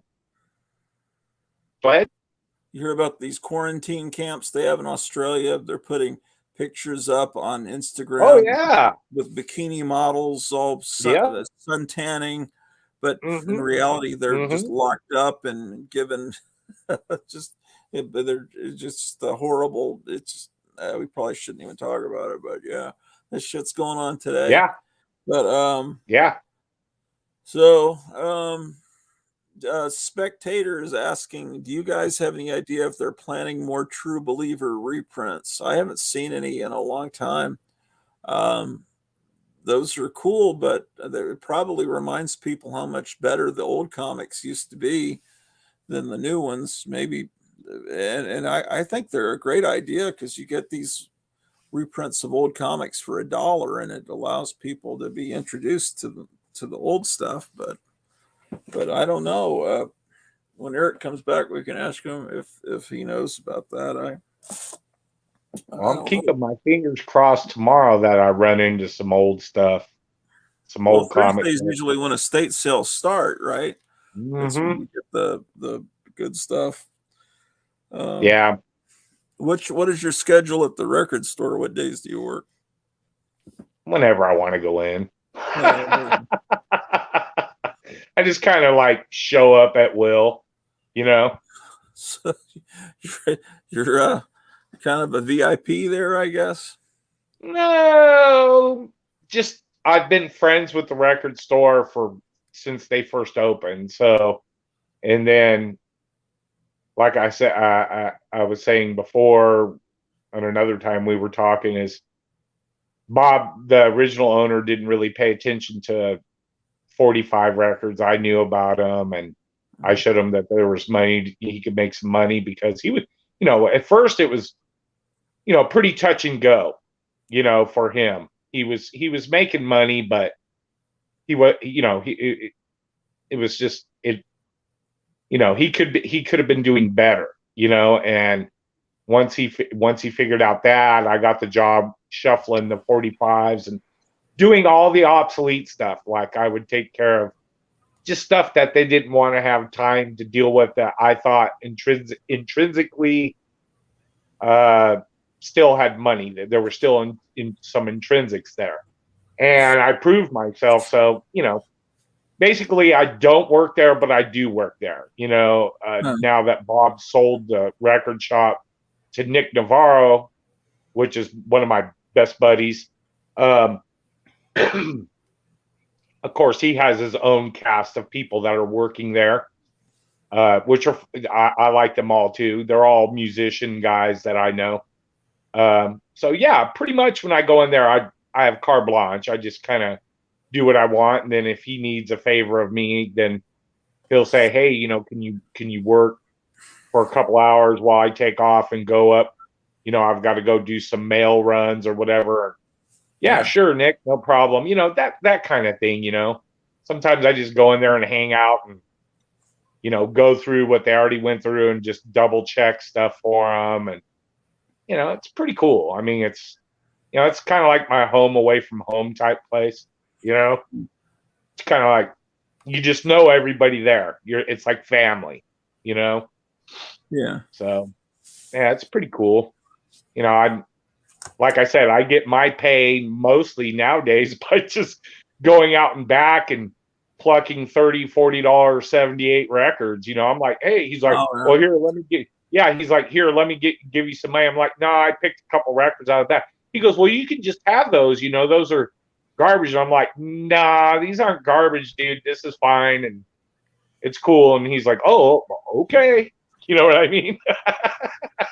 Yeah, if those old 78s, people think they're scratchy and bad sounding, but if you play them on a 1940s phonograph, a nice they're one. killer. They sound Yeah. great. Oh, they're killer.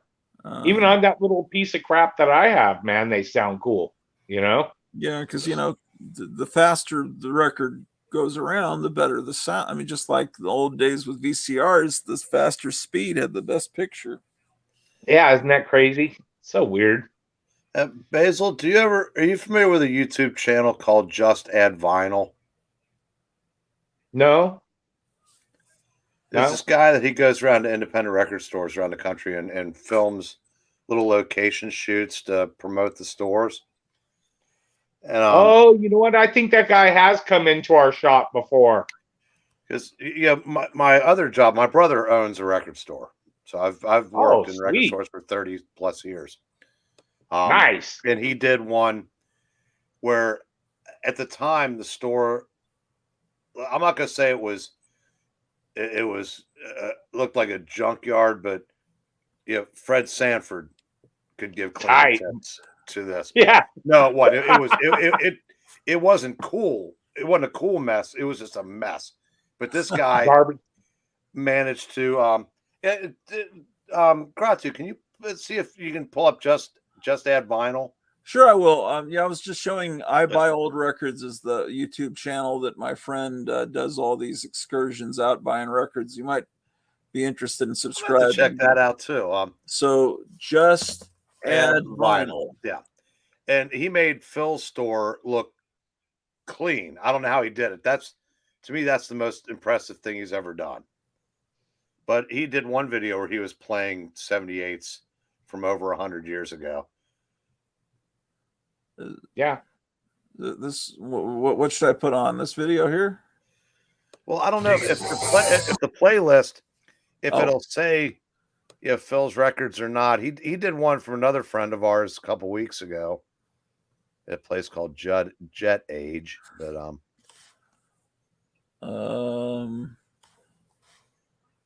you can probably find our record store on there. Somebody shot a video there. Well, our place is nice. That place is Bob's always, and Nick now. They always kept a really cool record shop. I mean, pretty top shelf. So I'm not sure where to go on here. Let's see if I can find. Let's see. There used to be this couple that went across the country and went to comic stores. Did they ever go to yours in Kentucky? Not that I'm aware. Let's see. Yeah, Jet Age was there a couple of weeks ago. That's up there. Let's see if I can find. See on the playlists. Wait a minute. See, our record shop got notoriously known because we did live music there all the time. Like we did live music like 3 times a week. We do sometimes 4. It would be third. Sorry to interrupt. Record stores across America. I think it's the third one up there. This one, all right. Yeah, and Phil's is about the 6th one down. Is that the junkie one? There it is. Which one? This one? No, it says Phil's at the on the thumbnail. Oh, yeah. Is this the junkie one, Bree? Okay, I'm not sure if this is the right one. Remote atmosphere anymore, but then how do we kind of continue to use it? Okay.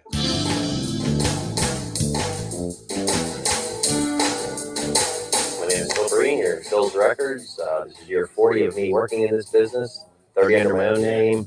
I've been down here in Laconia about 6 or 7 years. I've been everywhere else in Northern Kentucky, most places twice.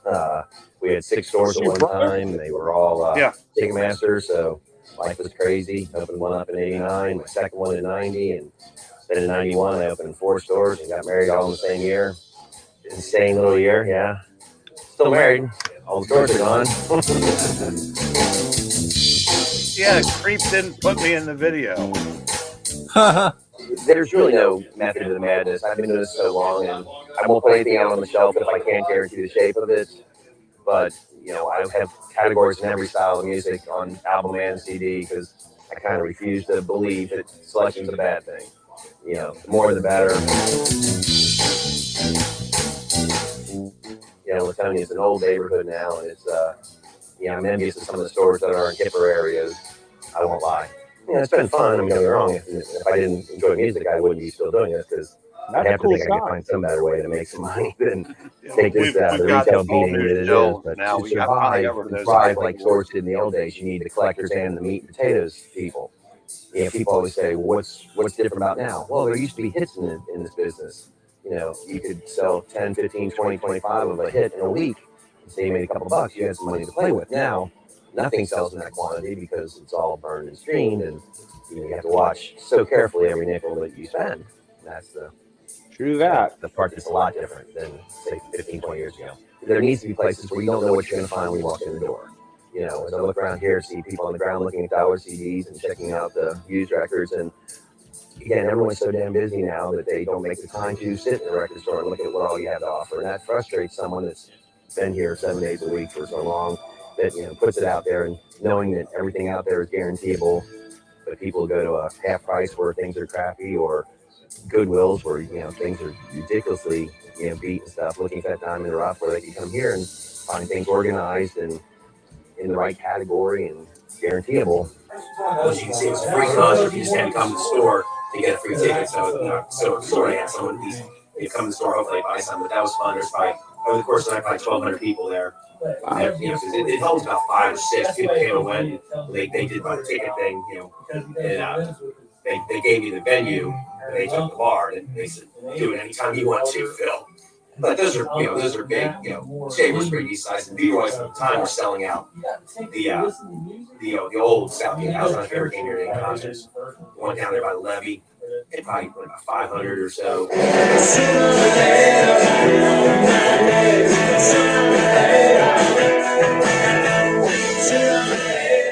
Jam would be on 60, so that was fun. Early in my career, when I worked for someone else out in Erlanger, we literally had an in-store with Iron Maiden. And it was, the store I worked at was about the size of this. And from people like, for example, that fellow over there was at it. They were giving out license plates and frisbees and did all kinds of, that's what I remember. I remember hanging out and getting autographs and kind of being smelled by Adrian Smith a little bit. But they put about 300 people downstairs and about 300 people upstairs. 3 members of Iron Maiden in one place, Eddie and 2 of them upstairs, and it was insanity. Beer troughs and craziness, but the owner was British, and so was Iron Maiden's manager, and they got together, and they had we had an insane in-store that people still talk about literally 37, 38 years ago. I don't have albums.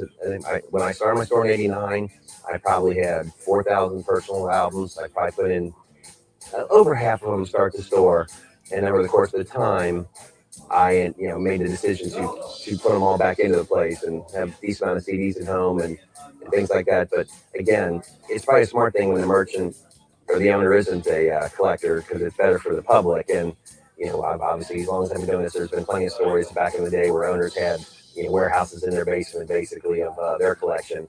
And I don't even have a record at home right now, which is again good for all you guys. That maybe someday I'll do that again. But it went from probably about 4,000, I think it was, to now, 30 years later, nothing. The store would do much better if it was in a higher traffic area, like we discussed. But it's tough when monetarily it's a tough nut for me right now to justify that move.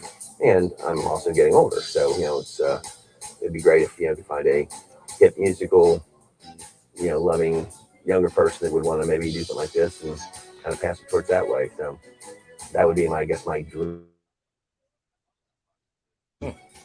Thank you. Appreciate it. No problem. Keep up your good work. Pretty cool. Yeah, man, that's neat. And he wasn't lying about the 4,000 records, because when he moved, I had to carry them all downstairs. Oh, boy. Yeah.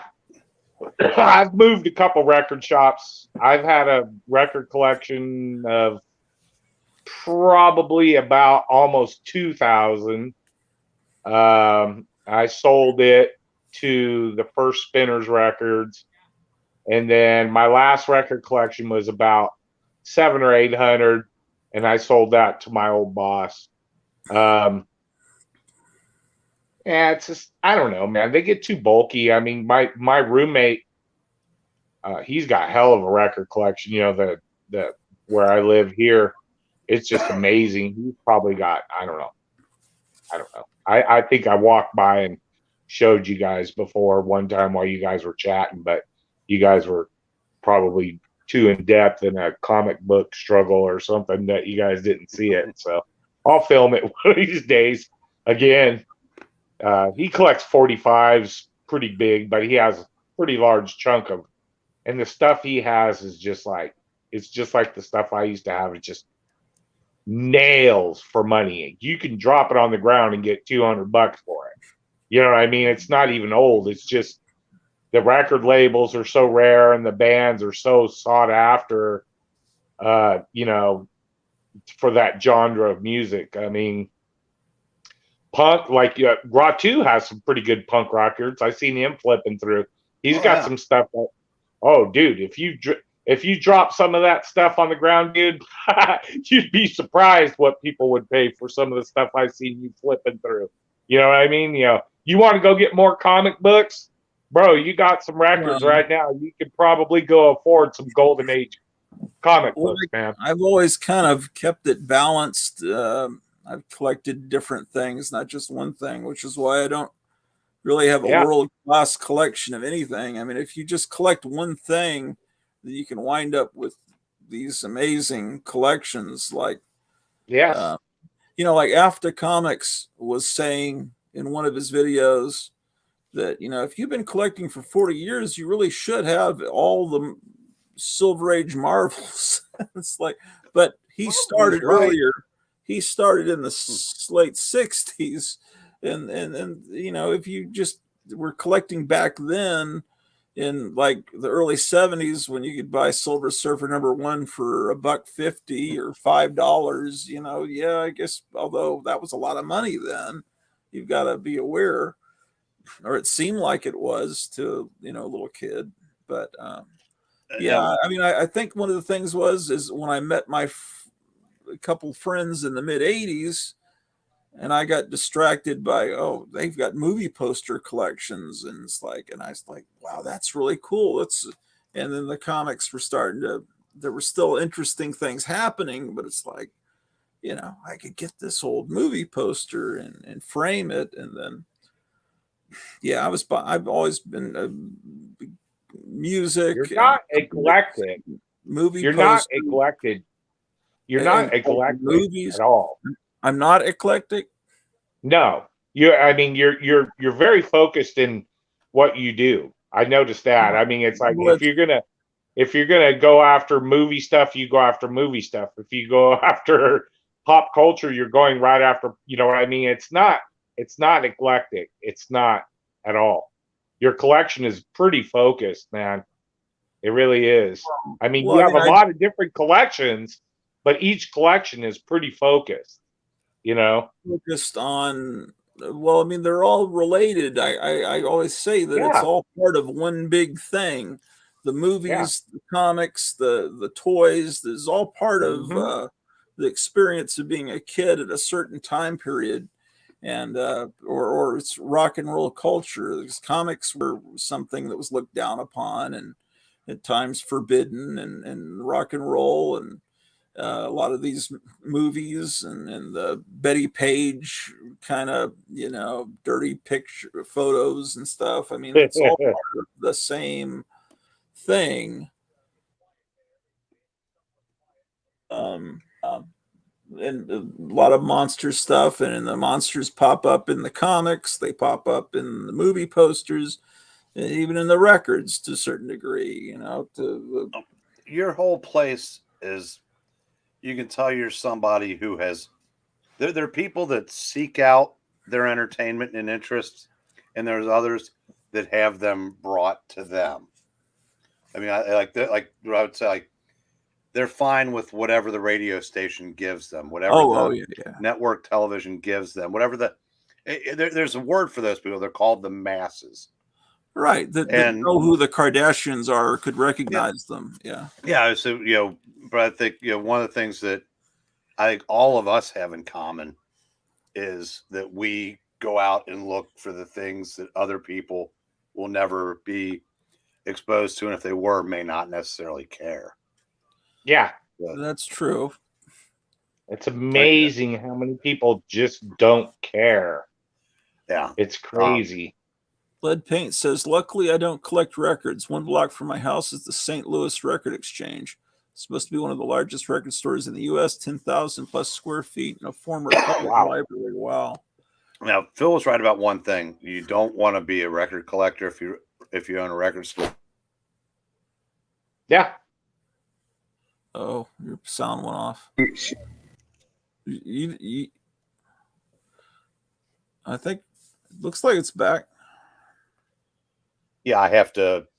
If I don't go back and reset it, I sound like an echo chamber. Yeah, you really shouldn't work in a store where you collect. I feel bad about that with comics, but fortunately, what is making that store go is the gaming. I mean, I'm there partially, I think, because the guy likes comics, but if they disappeared, I think he'd be okay with that too. But the place is called Comic Book World, so he's going to maintain a presence, and he likes me, so and I'll do all that shit that nobody else will. So is the gaming? Are you talking about the Dungeons and Dragons kind of Magic, stuff? Pokemon, World of Warcraft, whatever that stuff is.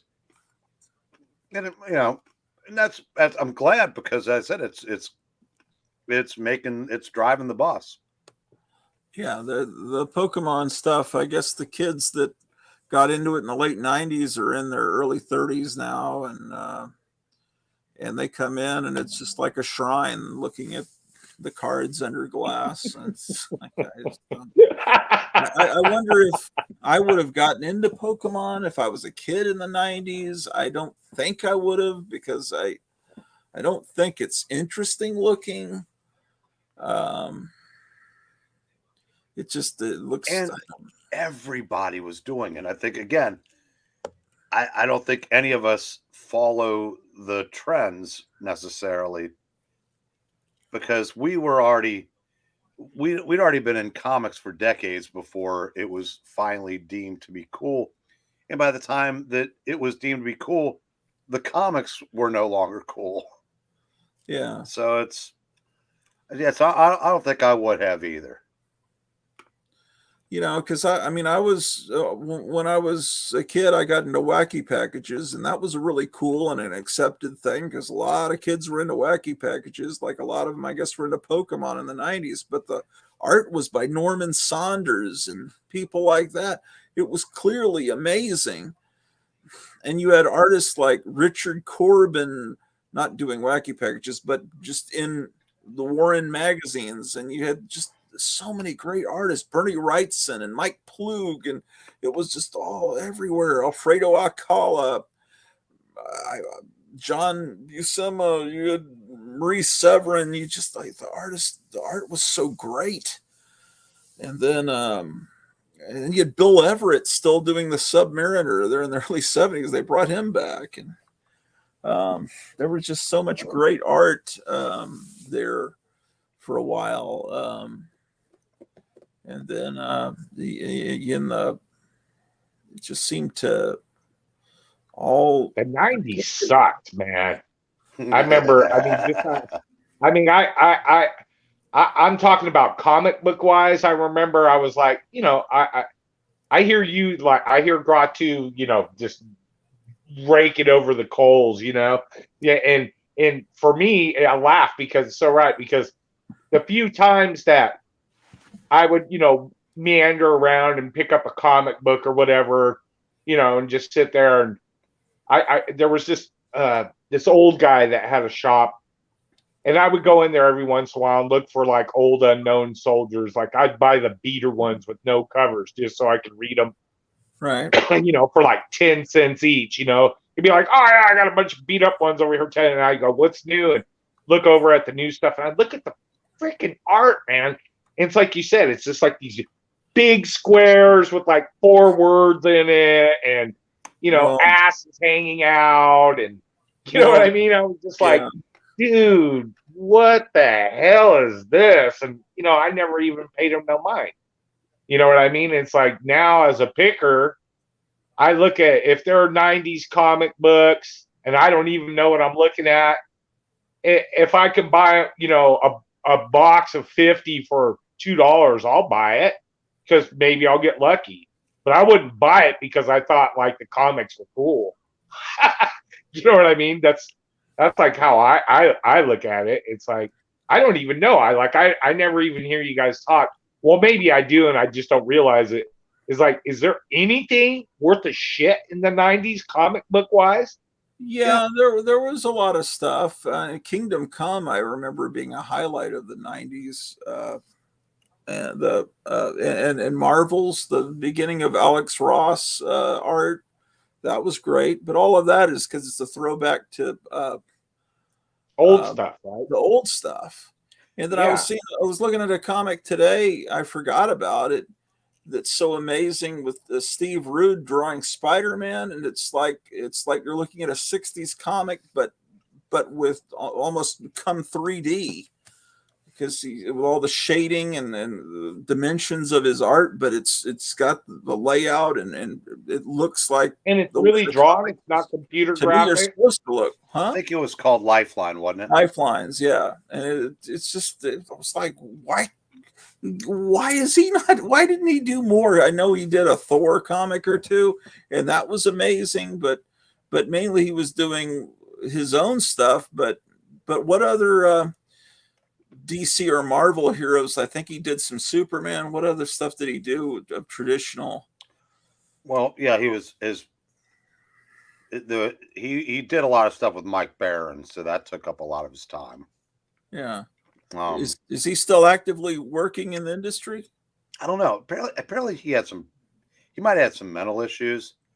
Oh yeah. There's a documentary on him on Amazon. Really? Yeah.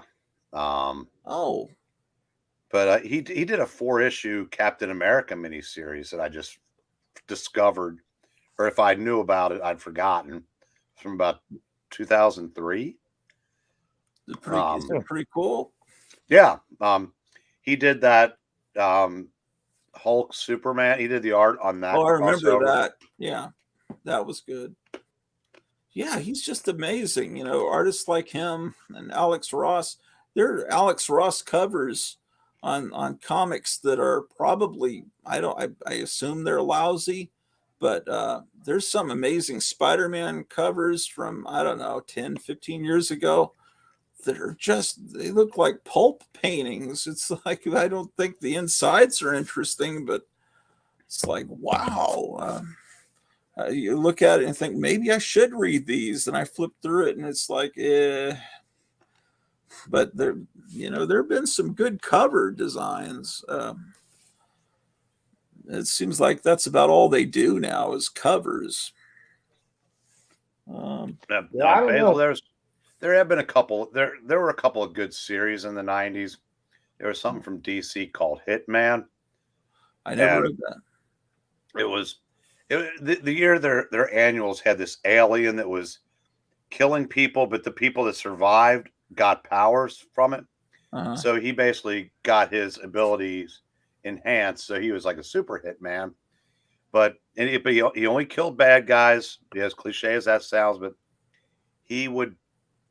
The side characters were it was very well done. It was Garth Ennis without him being too Garth Ennis-y, if anybody gets that. But there was another book in the 90s called Resurrection Man, who's a guy that every time he died, he came back to life with a new superpower. I think I heard you talk about that, but I never see these books. They never pop up, or are they just poor sellers? Yeah, unfortunately they were. But there was a crossover between Hitman and Resurrection Man. And they needed Resurrection Man to have a specific kind of power. Well, he gets his power and he's like, he comes back and he's got the ability to make butterflies with his fingers. And so Hitman just goes, kills him, waits for him to come back. He tries out his new power. That doesn't work either. Blam. He just keeps killing him until he comes back with a power they can use. That kind of reminds me, there was a brilliant movie that came out, I don't know when, in the last 10 years, and no one went to see it. And they changed the name when they put it on disc because it was a Tom Cruise movie. It was called, I think, Edge of Tomorrow or something. And they changed the name to like Live, Die, Repeat. And it's like I guess he dies and just keeps coming back and repeating the same things in battles with aliens. I'm trying to remember the plot, but it's really like something Rod Serling would have written, believe it or not. Have you heard that of this movie? No, I don't think I have. I don't think no. It's really good. It's hard to believe. Yeah, I think it was originally called Edge of Tomorrow. And then yeah. But yeah, I just never got into Spawn, and I'm not Venom and Carnage. I get Spawn and Venom mixed up, and all of that's that whole era. I just like the old stuff, but I can't afford the old stuff to a large degree. Man, I told you guys the only time I ever ran into old comics was that guy. Okay, we have like this, any big city has like, Gratuville has a bunch of other little towns around it. It absorbs in. We have like this one little small town called Calla. It's like, it's crap, man. I mean, it's like, just like on the side of the freeway with a bunch of crappy houses, right? Yeah. And I went out there and it was where it sucked, dude. I felt so bad for this guy because it's like really cool, old, grizzled cholo guy. He's an old, true cholo. Right. And something happened and his house burned. And I walked up there, dude, and there was just freaking boxes of the best Silver Age comic books, the best titles. I mean, just Thor whole runs from number 1 to, 1970, everything that you guys could think of. And they all got fucking fried, right? Some kind of damage or whatever. And he had like 2 boxes of like Golden Age. This guy, this cholo, and he was like a true Vato cholo too. You know what I mean? Like, órale, Holmes, ¿qué pasó? That kind of cholo. And it was his collection? Yeah, no, and he was into comic books for real. Like, he knew it all. Like you guys, he could have came on here and talked smack with you guys all day long. That's a shame. What happened was he went to the joint, got locked up for something, right? Oh. He came home. And I guess like him and his old lady got into a fight, and she fucking lit the place on fire. Oh, boy. Yeah, I found some old Spider-Man that were pretty valuable. Anyways, that was the only time I've ever seen in the wild truly, the kind of stuff that you guys, that we all love. I love that stuff too. It's amazing, dude. Just the burnt covers. I told you, I bought a whole run of Thor. I forget. He wouldn't get rid of the number ones. The number ones and like certain ones he'd pull out. And he had a bunch of Golden Age stuff that he kept too. But I would go over there and buy like a burnt box of comics off him for like $100 or $150. How burned were they? Just charred around the edges, but readable? Yeah, it would chart around the edges. The covers would come off because they got roasted. Where the staple would go in. Because it got so brittle. So they were all just readables, and sometimes not even that. Barely. Sometimes like. Anyways, I'd buy like a box off for $150. And then put like all the Thors out, and I'd get like, $150 for just the Thors. People would just buy them, and that's how I listed them. I listed them as, you can't afford these, but you can afford these. You know what I mean? When I did it, and this was about 18 years ago, 17 years ago. Well, there's and people would buy them just as a placeholder because they knew that they could never afford to get that one, because paying $500 for some book is for a comic book is just out of reach for most people. I've seen different kind of fire damage. There's a bunch of Jonah hexes that have the top is up here is dark, and some of the books from that fire have some soot that will smudge off in your fingers, but apparently you can clean it off. But oh no, these were barbecued. Then I've seen some others from a different fire.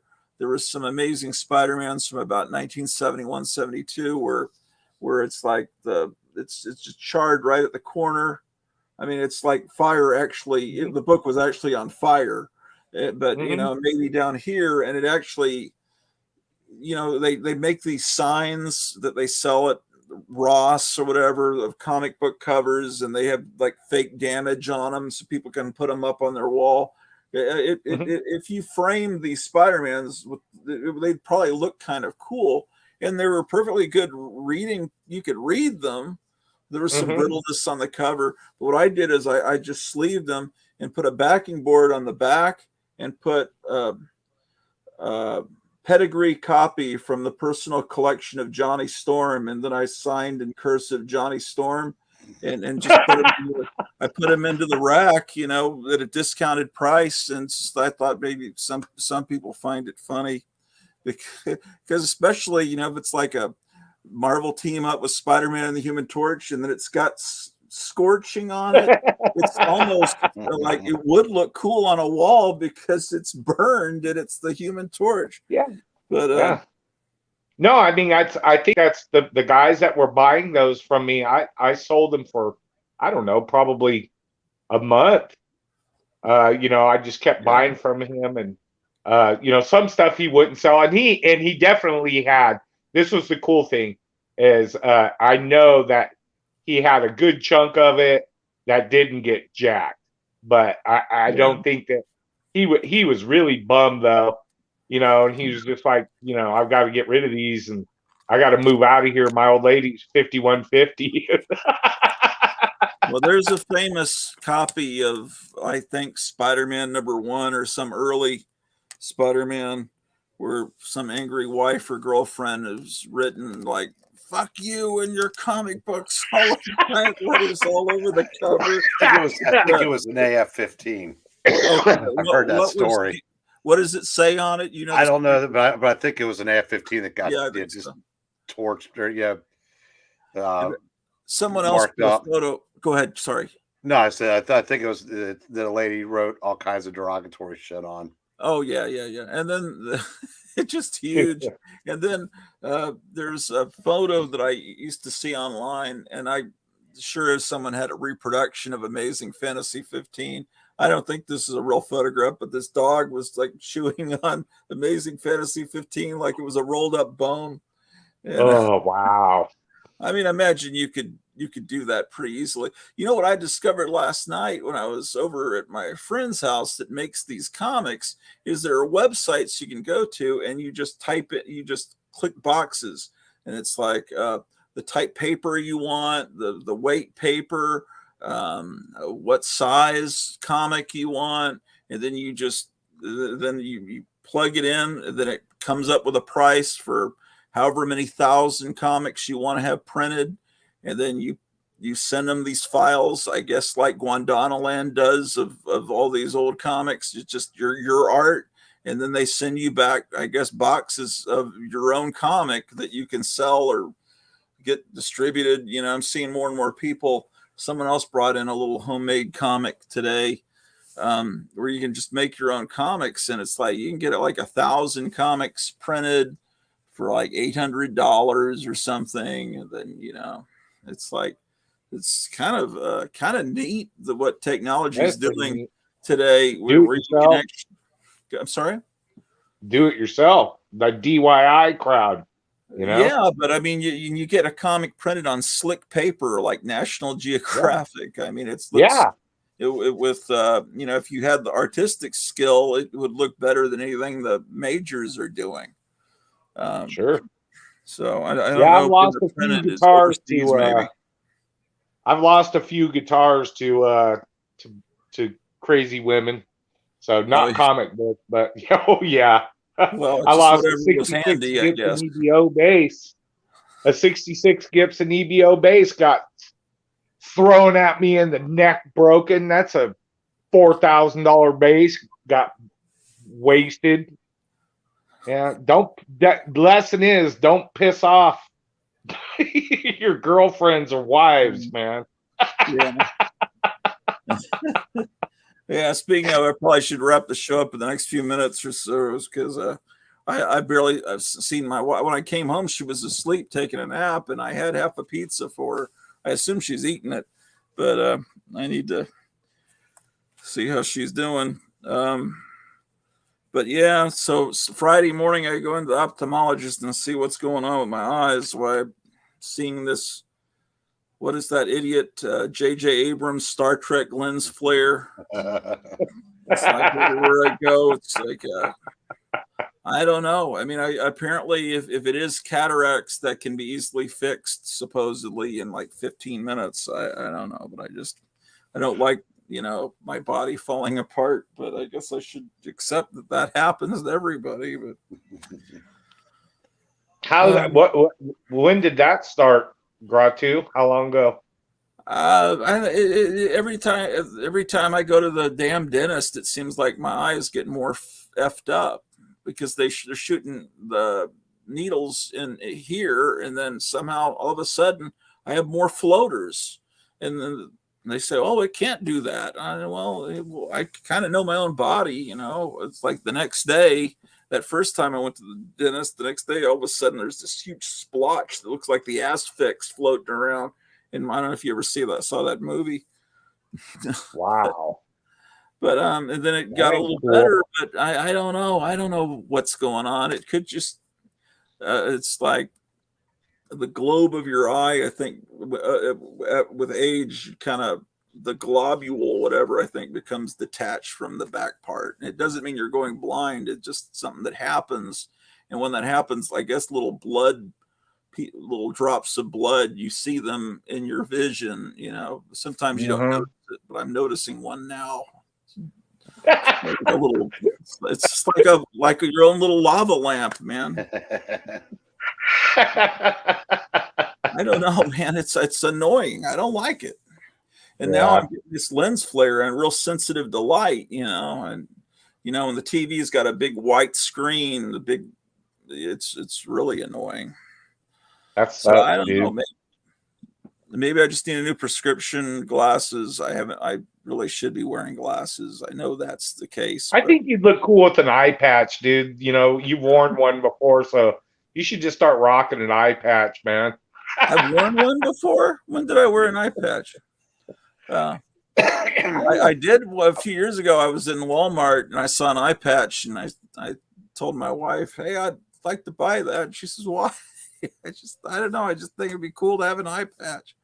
I think you did on one of your early episodes, man. I don't know. I've watched all your episodes. Of the Hugo, the Changing Man little doll had an eye patch. I never put one on. Oh yeah. There you go. Yep, you're right. Thank you, Maranya, for your prayers. Thank you. I appreciate it. It's probably the strobe lights. No, I don't think it's that. Oh, that's nice. Hey, my husband went to the dentist once and he ended up developing Bell's palsy right after it. Thankfully, it was cut early. That's where Bell's palsy, that's like what they said the governor of California got. We probably shouldn't talk about that because that's politically incorrect. Doctors confirm light hurts him. Yeah, probably. Is Comic Book Frog the frog that's on you guys' shows? Yep. Oh man. So when's the next broadcast for you, Eric? Friday. Okay. Oh, The comic. reading. Yeah. Hey, I was looking for your guys' read channel, man. What is that? You know, when you guys all get together and read and all that crap? That's just Eglantine Loves Comics. Okay. It's easier to type in "I love comics," the old name, because it'll still take you there, and then you don't have to worry about spelling England. Yep, that's true. But So I don't. I love comics. What is it you're doing next week? What is the comic? I think we're doing some more Sergeant Rock stuff. Oh, cool. Love the old Rock. Excuse me. Yeah. Sergeant Rock's great. Yeah. And you were explaining about the apostrophe, and I've forgotten the apostrophe reason again. Yeah, I think it was autocorrect did it to him, and he didn't catch it in time. I thought it was actually a reason. But if you change your name too often, they probably frown on it. Is something like that? Yeah. Oh, I see. Because I'm just the retired English teacher, so I focus on that apostrophe. How dare you? Spelling Nazi. Yeah. Now my mom was an English teacher. I'd have driven her nuts too. I know, man. I am like atrocious speller, man, not because I'm not smart, it's because I'm lazy. I remember all my teachers telling me that. They're like, you can read at 18th college year level. Why can't you spell? Because I don't really give a shit, dude. I used to tell them that. I just don't. You know what I mean? It's like if I can read it, I don't write enough to really give a shit. You know what I mean? Yeah.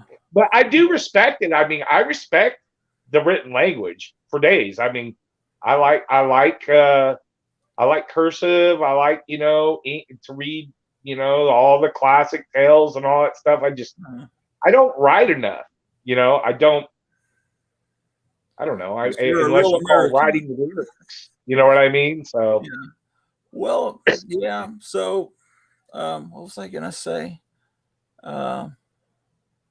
They did away with the dislike button on YouTube. It's still there, but I don't know exactly how it works. They say that it'll still let you know how many people dislike your video, but it won't be let out. Right. You can find out how many people dislike your video.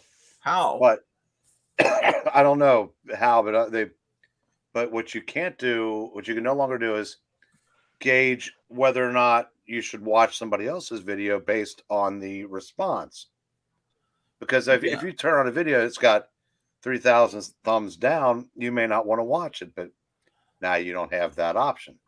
Well, there's that, but I mean the reality of it, as you know, is because the official White House page was getting thousands of dislikes and then like 40 likes for any speech. And him, who are also the sacred Fauci and Kathleen Kennedy, the Star Wars, people were able to show, and then it's real hard to keep the narrative that was a legitimately won election. There's nobody that likes them. So that's I'm probably saying way too much here, but that's kind of how I think that's the reason it's done. But now there's about 2 people that give me dislikes for every video, and it's going to be hard because I can't even see, because the last couple of videos I did had 2 dislikes and they just disappeared, and all I see is how many likes, and then I see a dislike button. But maybe if I go to YouTube Studio, I can find out how much hatred I have for me. I don't know where to find it. It's so cheesy, man. It's so cheesy. It's so wrong. Everything that they do, just it's like that guy I was listening to today. If you can't see what's happening today and not call it 1938 or 1939, I don't know what, man. Well, you get fired from Star Wars if you talk that way. But what is her name? Gina Carano, the muscle lady. Yeah. She's filming a movie now about where she's like a detective investigating Hunter Biden or something. It's like she's gone all out. Fuck it, I'm gonna go completely crazy. Not crazy, but in a good way, where they can never hire me again. But at least these people, the people that support the Hercules actor, and what other actors have gone rogue? Jim Caviezel that played Jesus. He's always been cool. He's gone completely into making movies that he'll never work. What other? James Woods, I think, is probably never hireable again by Hollywood. The few actors that then the few others that are nice people, they've tried to screw him around. What's his face that played Star-Lord? Chris Pratt. Yeah, they've tried to get him, needle him by turning his character in the comic books into a bisexual or gay. Just because they figure he's a Christian, this will get him. Froggy Robert Davi, he's pretty much been reduced to that. And Shannon. Nobody reads the comics, so it doesn't really matter. People know the movies. No one reads that comic. I see they've tried to revive Darkhawk. Is it called Darkhawk? From the 80s or 90s? What is that Marvel comic that I keep seeing, and no one's ever read it? It's like Strike Force Moritori or something. It's like, have you ever read a Darkhawk comic? Yeah, actually. Is it good? It's kind of a cool looking character. It was one of those books that when it was out, I didn't appreciate, but now I wish more comics were like that, because it had subplots and a supporting cast and like all the things that we don't get anymore. Yeah. It just wasn't done as well as like Amazing Spider-Man, or hell, even maybe even like Nova's first series. But yeah, I'd take that. I'd take books like that all day long now. They keep trying to revive these obscure characters like Darkhawk, and well, I wouldn't say Khazar is an obscure character, but I wouldn't think he'd be a prime candidate for revival with today's audiences. And I don't think they're selling this time either. No, there's some characters, it just doesn't work for carrying their own book. Yeah, this will be, let's see, the reprints in 1970, the series in the mid-70s, the early 80s, the late 90s.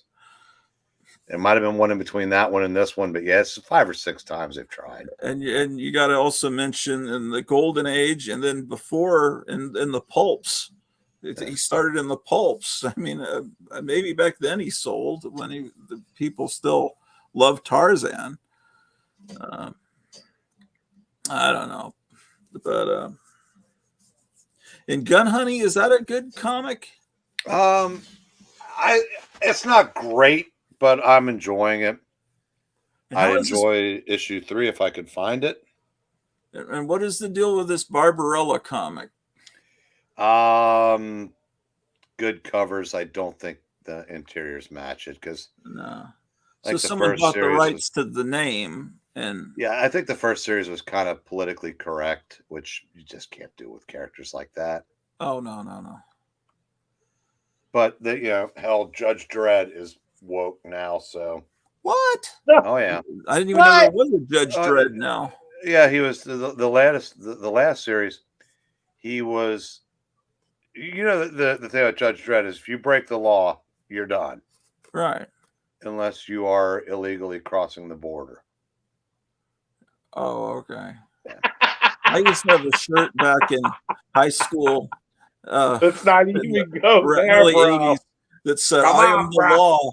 I said, I am the law. I am Judge Dredd. And I remember wearing that to high school. People must have thought I was a complete idiot. That's like, what the fuck are you saying? That's where we are now in comics. That was a great comic at one time. Wow, I had no idea it was still published. Yeah, well, yeah. Well, then I'll try. That's Friday. It's just 2 days from now, so I'll tune in. I'll try to do another update and let people know how the eye doctor went. But if I do it, I don't want to put on a show during you guys. I'll probably do it Saturday or something. So if you get your eyeballs fixed there, you can you can see the screen, you can come read with us. Yeah, it was hard, and then I realized, I can fill the screen when the day I came on, because the little square I've got here, I couldn't read the words, but I figured out. No, when somebody told me you could double click it and enlarge the image, that was the best thing that ever happened to me on those readings. Yeah. Do you know what issue of Sergeant? You don't know, probably. I know one of them is going to be. Oh God, a recent one that's actually pretty good, from what I understand, but I don't know which ones. No. Yeah, I saw Sergeant Rock the other day. That was Joe Kubert was still alive, and he was working with his son. And then he has two sons, right? Yeah, Andy and Adam. Kubert Jr. and Andy, and I think it was all three of them working together on a Sergeant Rock story, and that was kind of interesting. It was a more recent comic, and by recent, probably like maybe early 2000s. I don't know when Joe Kubert passed away, but it looked like a traditional war comic. I think it might have had an Enemy Ace backup story. It was more, to me, that's recent. 30 years ago is recent. Oh, well, I hope, let me see if there's any message from Charlton 66. I hope everything went well with his pet. No message back.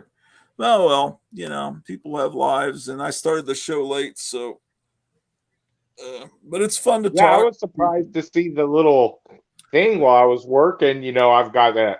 I've got your channel and Graphic Man's channel locked up, and I said, wow, Gratu's doing a show. Yeah, I figured you guys were just going to take a night off. Well, I promised I'd do something. Graphic Man always starts much earlier, and he's a lot more efficient about sending everybody links, and I don't have time to do that. About a month ago, I asked Graphic to do a Sunday stream so I could be distracted from the Bengals, who I thought were going to get killed. Yeah. And they ended up crushing the Ravens that day. I figured this would take my mind off Carolina losing to Michigan. They win by 20. So nice. I like this.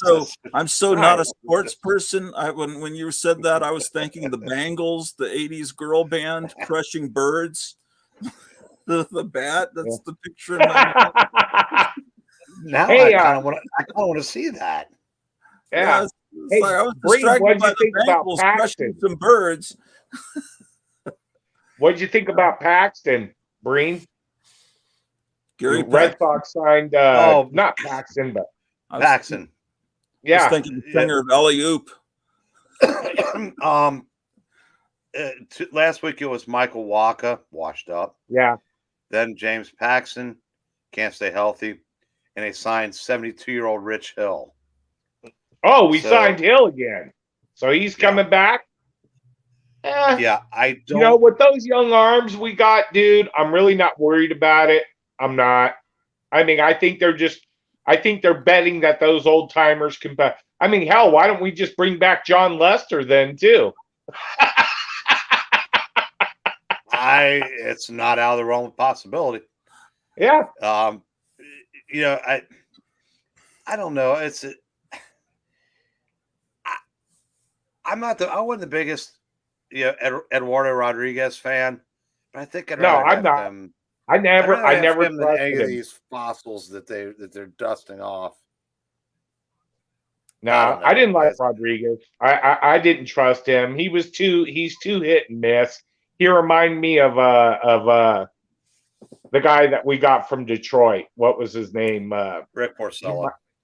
Yeah, Porcello. Yeah, he reminded me of him. He's going to have 3 or 4 good years in him, and then he's just going to fall off the map. And I think we got our 3 or 4. He might have a couple of good years for Detroit, but that's it. Anyways, blah, blah. Red Sox, so. Sale needs to get real healthy real quick. Nah, those kids we got are pretty awesome, what bro. What kids? We got all them rookies that we used last year. We had a bunch of them. I can't think of their names because they're so new. Yeah, they're all good. Look at them, dude. Those kids got killer arms, man. We'll see. Yeah, they do. I think those kids are pretty awesome. That's just, I don't know. I think that's why we brought in the ancient ones, is to help the kids, get the courage. And maybe it was so they can back the truck up to keep Schwarber. Oh, yeah, that's true. Yeah, that's true. I didn't think about that. But I don't know. But if you're Boston, you shouldn't. Yeah, money shouldn't be an issue.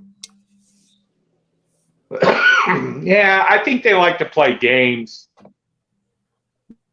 Right now, that new guy that we got, he likes to see if his theories work. I really don't care about it. I told you my theory. My theory is, I've seen the Red Sox win 4 World Series. So I don't really care if I see him win another one.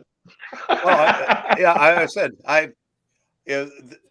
when March 30th rolls around, I'll be 30 years sober. A lot has happened in those 30 years. You know what hasn't? My Reds winning a World Series. The Bengals winning a fucking playoff game. Yeah. That's, I said, just, can I have either one of those before I croak off? Yeah. I'd like to see, for me, now that, the Red Sox are out of the way, Chicago's out of the way. Yeah. I can't ever say I've ever been. I appreciated Cincinnati back in the day with Rose and all that stuff. That was the big red machine. I don't know about now. I just want to see some team that nobody would expect to win get there, like maybe the fucking Brewers or Cincinnati or anybody.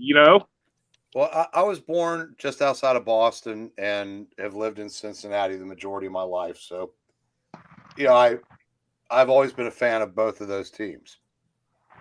Oh, you're a Southie. I didn't know you're originally a Southie. Yeah, I'm a Milton boy. We moved when I was 5, so I went to my first game at Crosley in '68, so I didn't get to go to Fenway. Unfortunately, but I would have been 5, so I don't know how much I would have cared. First time I went to Crosley Field, I was looking for bottle caps. But one year later, I could name every player in Major League Baseball. It's at age 7. Wow! There wasn't anything else to do. We didn't have anything. We didn't have computers, so I just I could read, so I just anything I get my hands on, study baseball players and. Yeah, I didn't get into comics till in the mid '70s, so I was I was already in my teens. The best I did was learn the name of every Star Trek episode. You still remember those, Raw, too? No, do you still remember them? No, but I would recognize. No, this is like 3rd grade. I don't know. Nice. So I probably need to see what my wife's doing. So cool, man. I guess next Wednesday, Graphic Man will be hosting. I think Scott, the classic comic collector, is going to join us. That's right. Yeah, he's great. Yeah, he's got a real interesting. I really like his whole style of collecting. Yeah. Maybe you could take some snapshots of some of these famous monsters or some early Archies or something, I don't know, with your phone and send them to me or something, because I might be interested in some of that stuff. Okay. We don't have a lot of old Archie anymore, but I can I should be able to take some pictures of the famous monsters. Oh yeah, or any of the other ones, the other imitators. I told you this, so we had I bought the 2nd and 3rd issue of Jughead. And I had it in a box of Dell and Gold Key shit that we sent down to a convention. And some guy kind of fleeced us out of a couple of those boxes, and those were in one of them. Oh, no. Oh, yeah. Shit. I wasn't there to stop it, unfortunately. The guy definitely took advantage of, the situation, which sucks. But there were a handful of really old Archies in that box. Oh, dude. Don't you hate it when somebody outfoxes the fox? I hate it. I've Well, it never wasn't been even- that guy. It was just it was a dick move that he could claim he didn't. Oh, I thought that's what you meant, and maybe I didn't label the boxes plainly enough. But I said it's this way. If I'd been there, it doesn't happen. But Yeah. he waited till the guy was real busy because we had boxes that were marked down. It said like marked down for the show, and then another one that did not. That it's like show stock, and he kind of just almost like one of those. They do it in the record shop all the time. I'll give you 2 20s for I'll give you 2 20s for give you 2 20s for this 10 type of deal. Yeah. So that sucked, but they do it at the record shop all the time, man. I'll go through there and I'll plow through the records. Every once in a while, I'll just pick a bin and start plowing them, and you'll see like an $80 record in a $15 sleeve, waiting for somebody to come back. Like they set it up. What they do is they distract with usually a good-looking girl comes in. Not that we don't get our fair share of good-looking girls, but they'll send in a fast talker, and they'll come in and distract Nick or somebody at the desk while they go back there and pull the switcheroo, and then they know Nick knows his records, so they'll come back in when one of the other schmucks are working there that don't know the records that well, and they'll try to pull that one. That's a classic, man. I've caught that probably 8 or 9 times. I'll walk up and go, "Hey, Nick, since when did you put a $60 record in a $15?" He'll go, "What the hell?" You know what I mean? Yeah. And I'll go, "Yeah, dude, they're working somebody over in here." I mean, it's pretty it's pretty common, Yeah. The old sleight of hand. Well, we have cards at the store for I guess Magic, and there's a $1,000 card and a 50-cent card like 6 inches apart. I wouldn't know the difference. Yeah. Straight up. But I said, I don't. So I never come behind the counter. But, so I mean, if I can see, I said, if the right people are working, how you could get away with that, but it still sucks. Yeah. No, I've been at that record shop long enough. I've seen it. So I can imagine the same thing goes with the comic book world. You know what I mean? There's always them guys they're anglers, bro. Well, we put the issue numbers on the price tag. Oh, that's good. Yeah, because ours has the date, the issue number, and the price. So it's almost impossible to do, because if you're paying any attention at all, you can catch it. Sure.